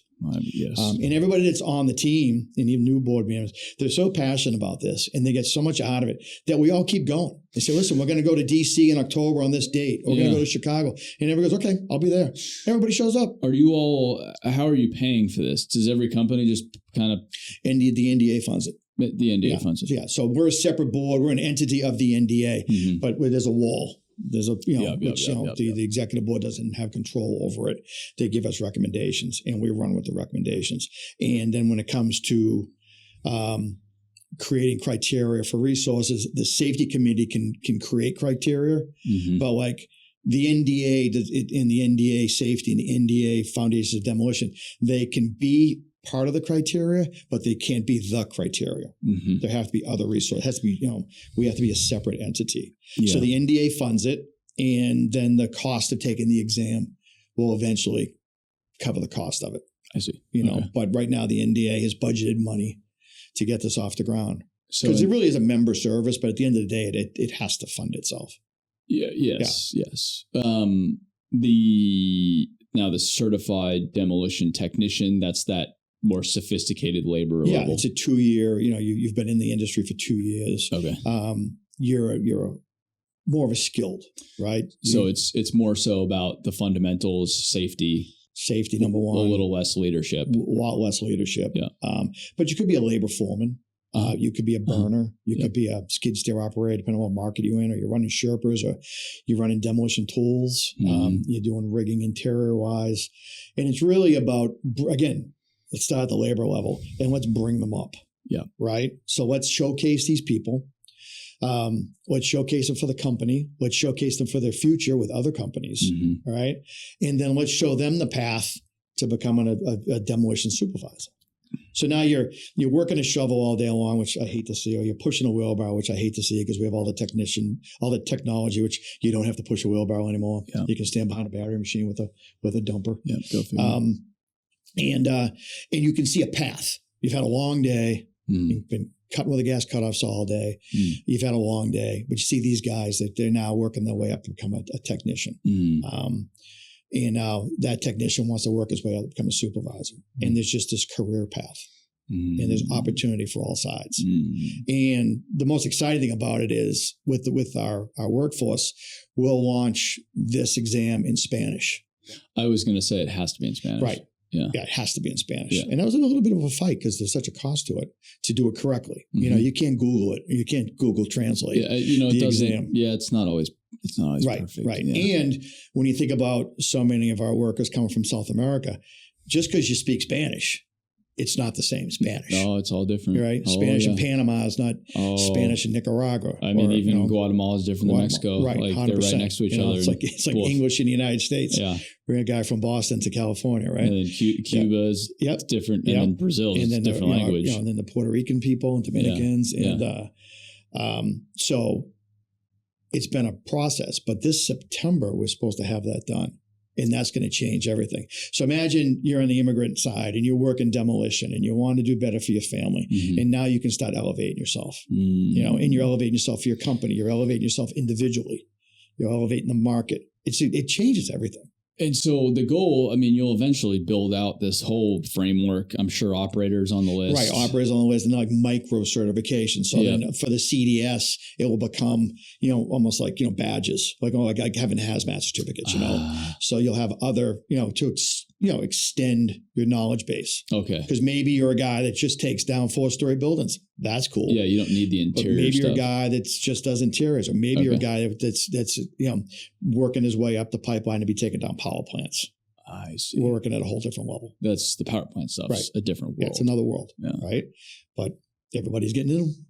You know, even though maybe we should stop wrecking them because we need the coal. Well, you know, there was a yes. You know? They're starting to roll back. They're going wrecking the other way. Some of the, oh boy, are they? Because now the tech companies that were just a few years ago saying let's wreck them all are like, but how do we get power for our data centers? Right. But that's beside the point. Right. They were wrecking, when we were in Germany, a power plant that was 6 years old. 6 years old. Yeah. Because the environmentalists, right? Yeah. What are you doing? Right. What are you doing? I mean, boy, is it scary. Like every time I see another power plant get torn down now, I'm like, you don't just build those. Right. You don't, they come down. I mean, it takes a while to take them down, but they come down faster and they go back up. Right. So like, are we, I know it's good work. I know everybody's making money, but is and it takes a little while to build a nuclear power plant. You know? Well, the nuclear power plant thing we're not very good at. Yeah. We're getting there though. It's kind of exciting that maybe say so. People are waking up, you know. And I was talking to someone the other day about it. The 3 years are saying that there's a plant going up and they think they can do it in 3 years. They've said that about other plants that turned into 15. Yeah. Well, it's a little different now. Where some of these plants are going up and being funded by the data center projects because they have no power. Yeah, you know, I mean, you need a city's worth of power to run these things. Yeah, you know, so I mean, that's the big deal is that to give these people an opportunity, the companies an opportunity, and industry an opportunity to showcase, you know, how important the industry is, how important the people that work in the industry are, and that these people have opportunity. I mean, I think that's one of the most important programs I've heard of within the whole construction industry. And if you asked me 6 or 7 years ago, I would have told you it was never going to happen. And we had the right people in the right place. And then on the volunteer side, I mean, you know, the NDA reimburses us for flying to DC for 3 days, but you're donating your time. Sure. And you're out of the office for 3 days, or you're trying to work and work on this. And like I say, the team that's involved in it and the new people coming, they won't stop. We're supposed to be rolling people off this board, myself included. And the relationships you build, the work that you're doing, the results you're just seeing, it's just too much fun. But that's why I think it happened in demolition first. I don't think it could have happened in other tangents of the industry because the level of collaboration is just better. It's nuts. within demolition. I mean, you guys are really close compared to other. It's kind of odd, and we're trying to get rid of that with the summit, and it's not really as present with the summit. It takes a long time. But it takes a long time because everybody's so used to just like fighting to death. But when you find like-minded people, and then you find morals are the same, everybody's on the same team. And again, we talk about the same problems. Like don't talk to me unless you've had to make a payroll. Yeah. Yeah. And then you start building these relationships. And then all of a sudden, you're going on vacations together that are outside of the industry. And you build in your best friends, some of your best friends in the world. Yeah. I mean, there's the immediate benefits, but I think this fact is essential for the industry's survival long term. Right. I think and it's not their fault. This wasn't intentional, but there's all these other bigger businesses out there, more consolidated businesses that have taken advantage of the fact that all these contractors just fight one another. Right. And so they can extract their percentage, whatever it is. And it's insurance, it's legal, it's the general contractors, it's materials, it's equipment. You can go down the list. They're all far more consolidated. Right. And they make very good money. A lot of them are public. You could Google how much money they make, and it's right there on the internet. You're not hiding it. But they've taken advantage of this fragmentation, and I think the industry really in the different ways, demolition, civil construction, concrete, whatever. They have to come together and start thinking like one cohesive unit, or else it just doesn't work. Right. But I also think it's a fact, we've had as an industry, we've had a chip on our shoulder for 100 years, that, it's just the demo guys. Just the demo guys. You guys knock shit down, right? Or you guys blow stuff up. So, to build out, these products and to give people the opportunity to train and get better and use the best technology and incorporate their own ideas and their own passions. It makes you want to do the job. Yeah. Which is what's awesome. I find it extremely exciting. So that's when when Jeff and Don reached out about you coming on, it was like, I would love to talk to you guys about this, because I've been following along for years now, through Don, James, Milburn. So you have that connection. So you've seen it happening. I've seen it happening. You see what they do. Like you talk about them. I mean, they run that's a family business, and they run a legit operation, and they got great people. Yeah. We've pulled, Don's pulled some of their guys. Like Yay is one of their, one of the guys. Yeah. I've met him. Yeah. And they brought them to help write content. And I've sat with these guys. I'm like, some of these guys are smarter than me. Holy shit. I mean, they are brain surgeons in the industry. Man. Especially in the knowledge of safety and asbestos and what OSHA requires and EPA and these guys, not born in this country, learned English, and they're smart dudes. But they're true professionals. Right. And I want them to know that they are. Yes. Yeah. Like they deserve, they deserve what you are providing them because they've earned it. Like they're true professionals, and they're no different than a dentist, than a accredited chef, than a lawyer. Like, it's that level of skill. Right. It's just applied differently. It looks different, but it's that level of skill. Arguably, I think in a lot of ways, sometimes higher. I mean, some of these guys it's like the upper echelon of medicine. I mean, they've spent 20 years studying this subject. Right. And they're studying it not all of the time with their brain. Sometimes they're studying it just with their hands and just through brute force, but a lot of times with their brain too. And the knowledge base they've built, it's no different than an enormous knowledge base within these more esteemed type careers. Well, you have to build on your experience, because you have to come up with creative solutions. No two jobs are the same. No. So you have to, either you fucked it up, so now you know how to do it right. Yeah. Or you did something one way and you said, wait a minute, we did it like X the last time. What if we did it this way? Yeah. Pivoted a little bit, and then all of a sudden, you blow the budget out. You're going to take this building down mechanically, and you're like, what if we cable this thing and we cut it and we tip it this way and we use these machines, and all of a sudden it's on the ground. The field figured that out. And they made with a safety plan and the engineer, your in-house engineer and whatnot, but that wasn't the estimator didn't figure that out. No. No. So the creativity is crazy. And then the fact you got to be able to pivot, you got to come up with new ideas all the time. What's that thing? Make the plan, work the plan. When the plan blows up, come up with a new plan. I mean, that's demolition every day. It is every day. Every day. It's pouring rain out today, and it's just, we got nothing but mud. Sure. What are we going to do? With a high reach. The hose busted. Hose busted on the high reach, right? And then the high reach is only good.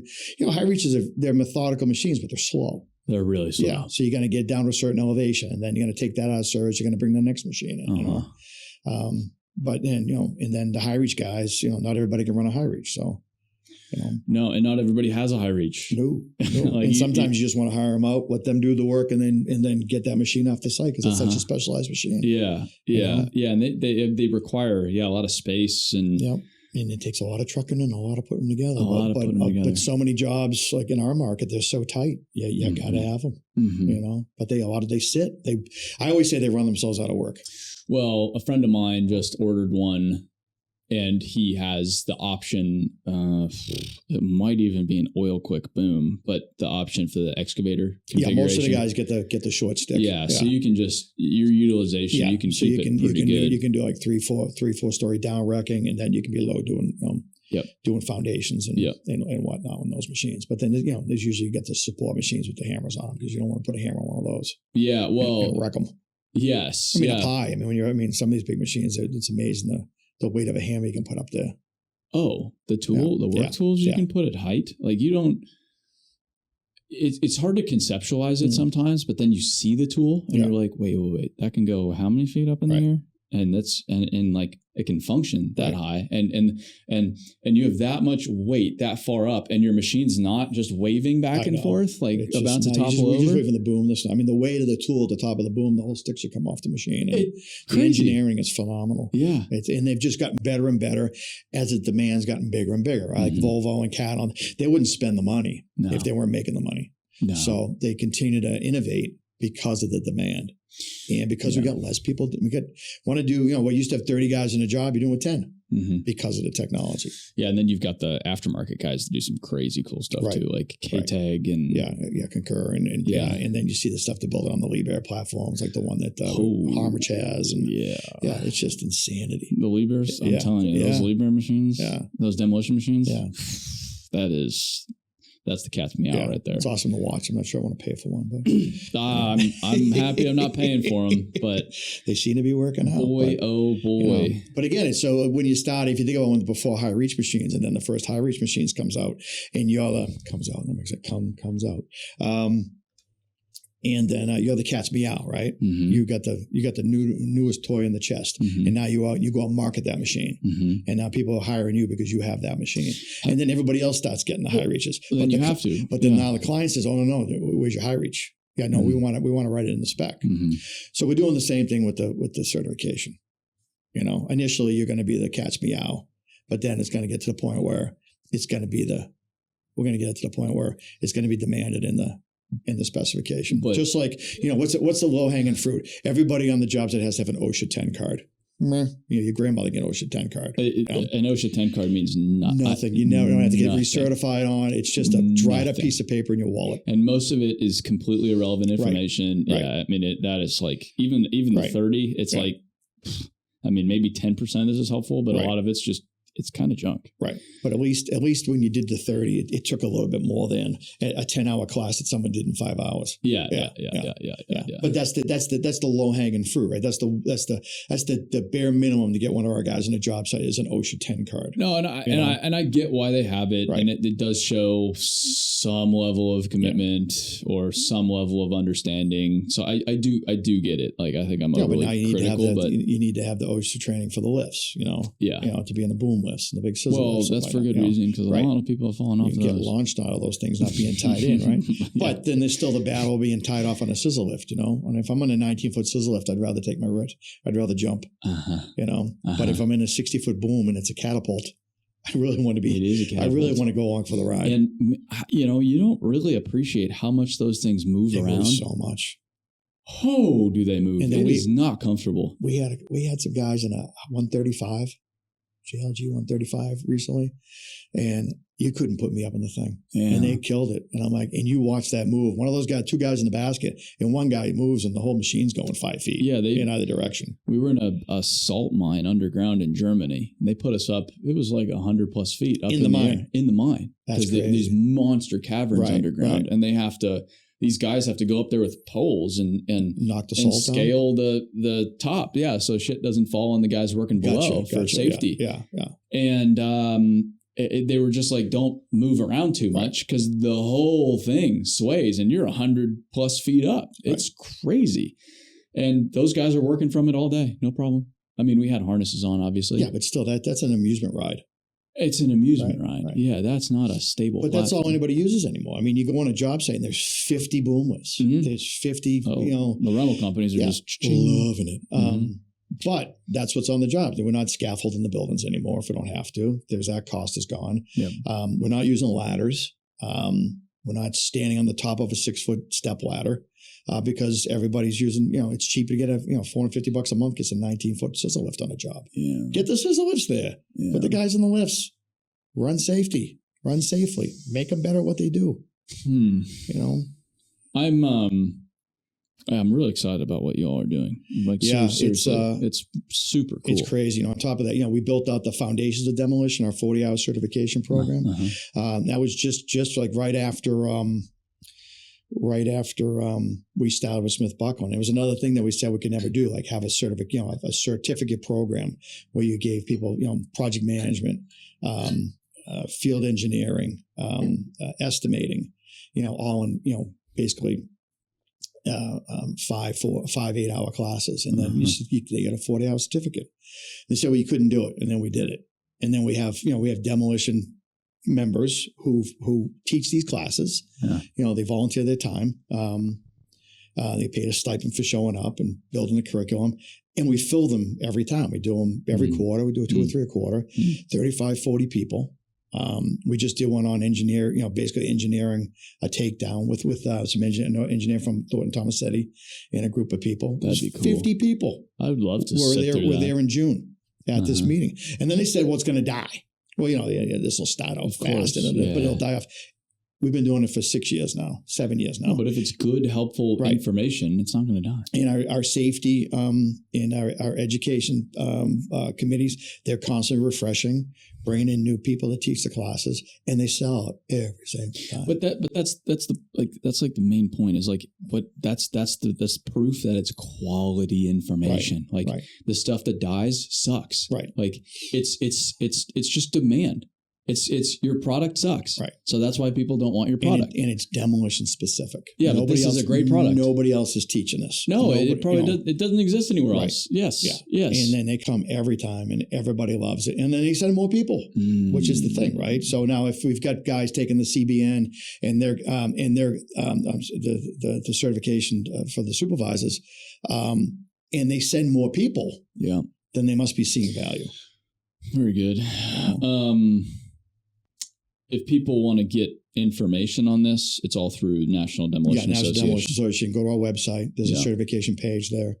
You can get a hold of Yenny, and she'll help in any way she can to get if you want to take the exam, if you want to get more information about the exams, especially the technician exam coming up. I'm very excited about that. Can I, if I'm just a guy, can I just sign up for it? Yep. Does my company have to do it? You don't have to be a member. You pay a little more for the exam.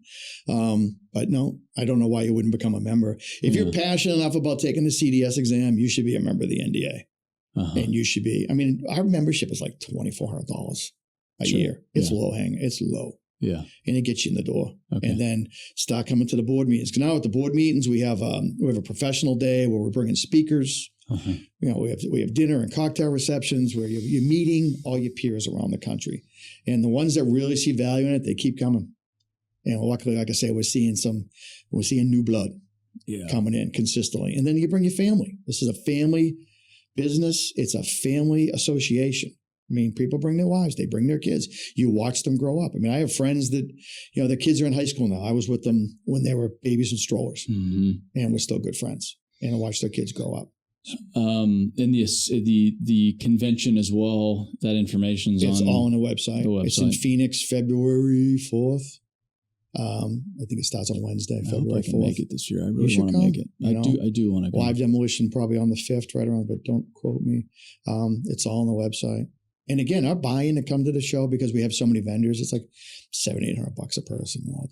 And you get so much, and we feed you, and and we have the exhibitors, and then we have events at night, and it's getting people together. Yeah, and then bring your people, expose your people, if you're a member of the NDA and you know about the NDA and you come to the convention and you're not bringing your people and rewarding your people and exposing them to what else is going on in the industry and allowing them to make friends in the industry, you're doing yourself a disservice, because they come back so pumped up, so excited, so ready to go. And then when one of their guys becomes a certified demolition supervisor, another guy's going to want to become one. And then your tech guys are going to, the laborers are going to want to do more, and they want to come up the ladder, and they're going to want to learn more.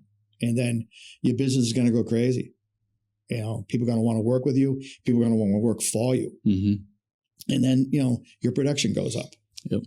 You make more money. And you make more money. Go figure. And everybody makes more money. And if you're working for a good company, if they're making more money, you're making more money. That's, a lot of people don't understand that. Yeah. And the good companies understand it. They understand it. They take care of their people. Yep. The good companies, they eat the wounds and they pay for the wins. Yeah. And then everybody wins. Very good. Yeah. Well, I very much appreciate you flying down to talk about this. Yeah, thanks for having me. Do you think the NDA will be happy about it? I hope so.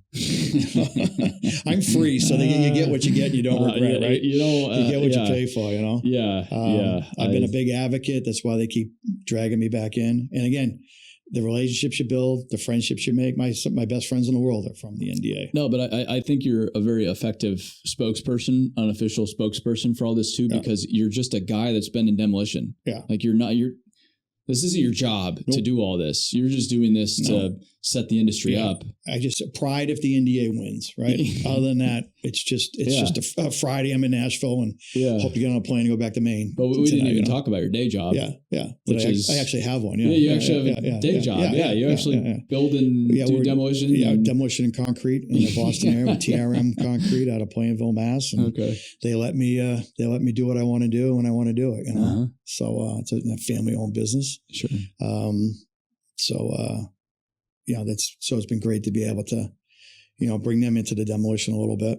And, but again, have the flexibility to do, again, if I want to hop on a plane and go to DC to work on the board, to do something with the NDA, I can go and do that. Yeah. Maybe we should have pointed that out when we began, that you have a job. Yeah, actually, nobody pays me to talk about the NDA. I wouldn't be able to do too well, I mean, drink my bourbon, and go to the beach. But so that's awesome. All right. Well, thanks again for coming down. Thanks for having us. It's been a great experience. And hopefully I assume you're going to come to the convention then. Hopefully we see you at the convention. Yeah. Sweet. We'll go from there.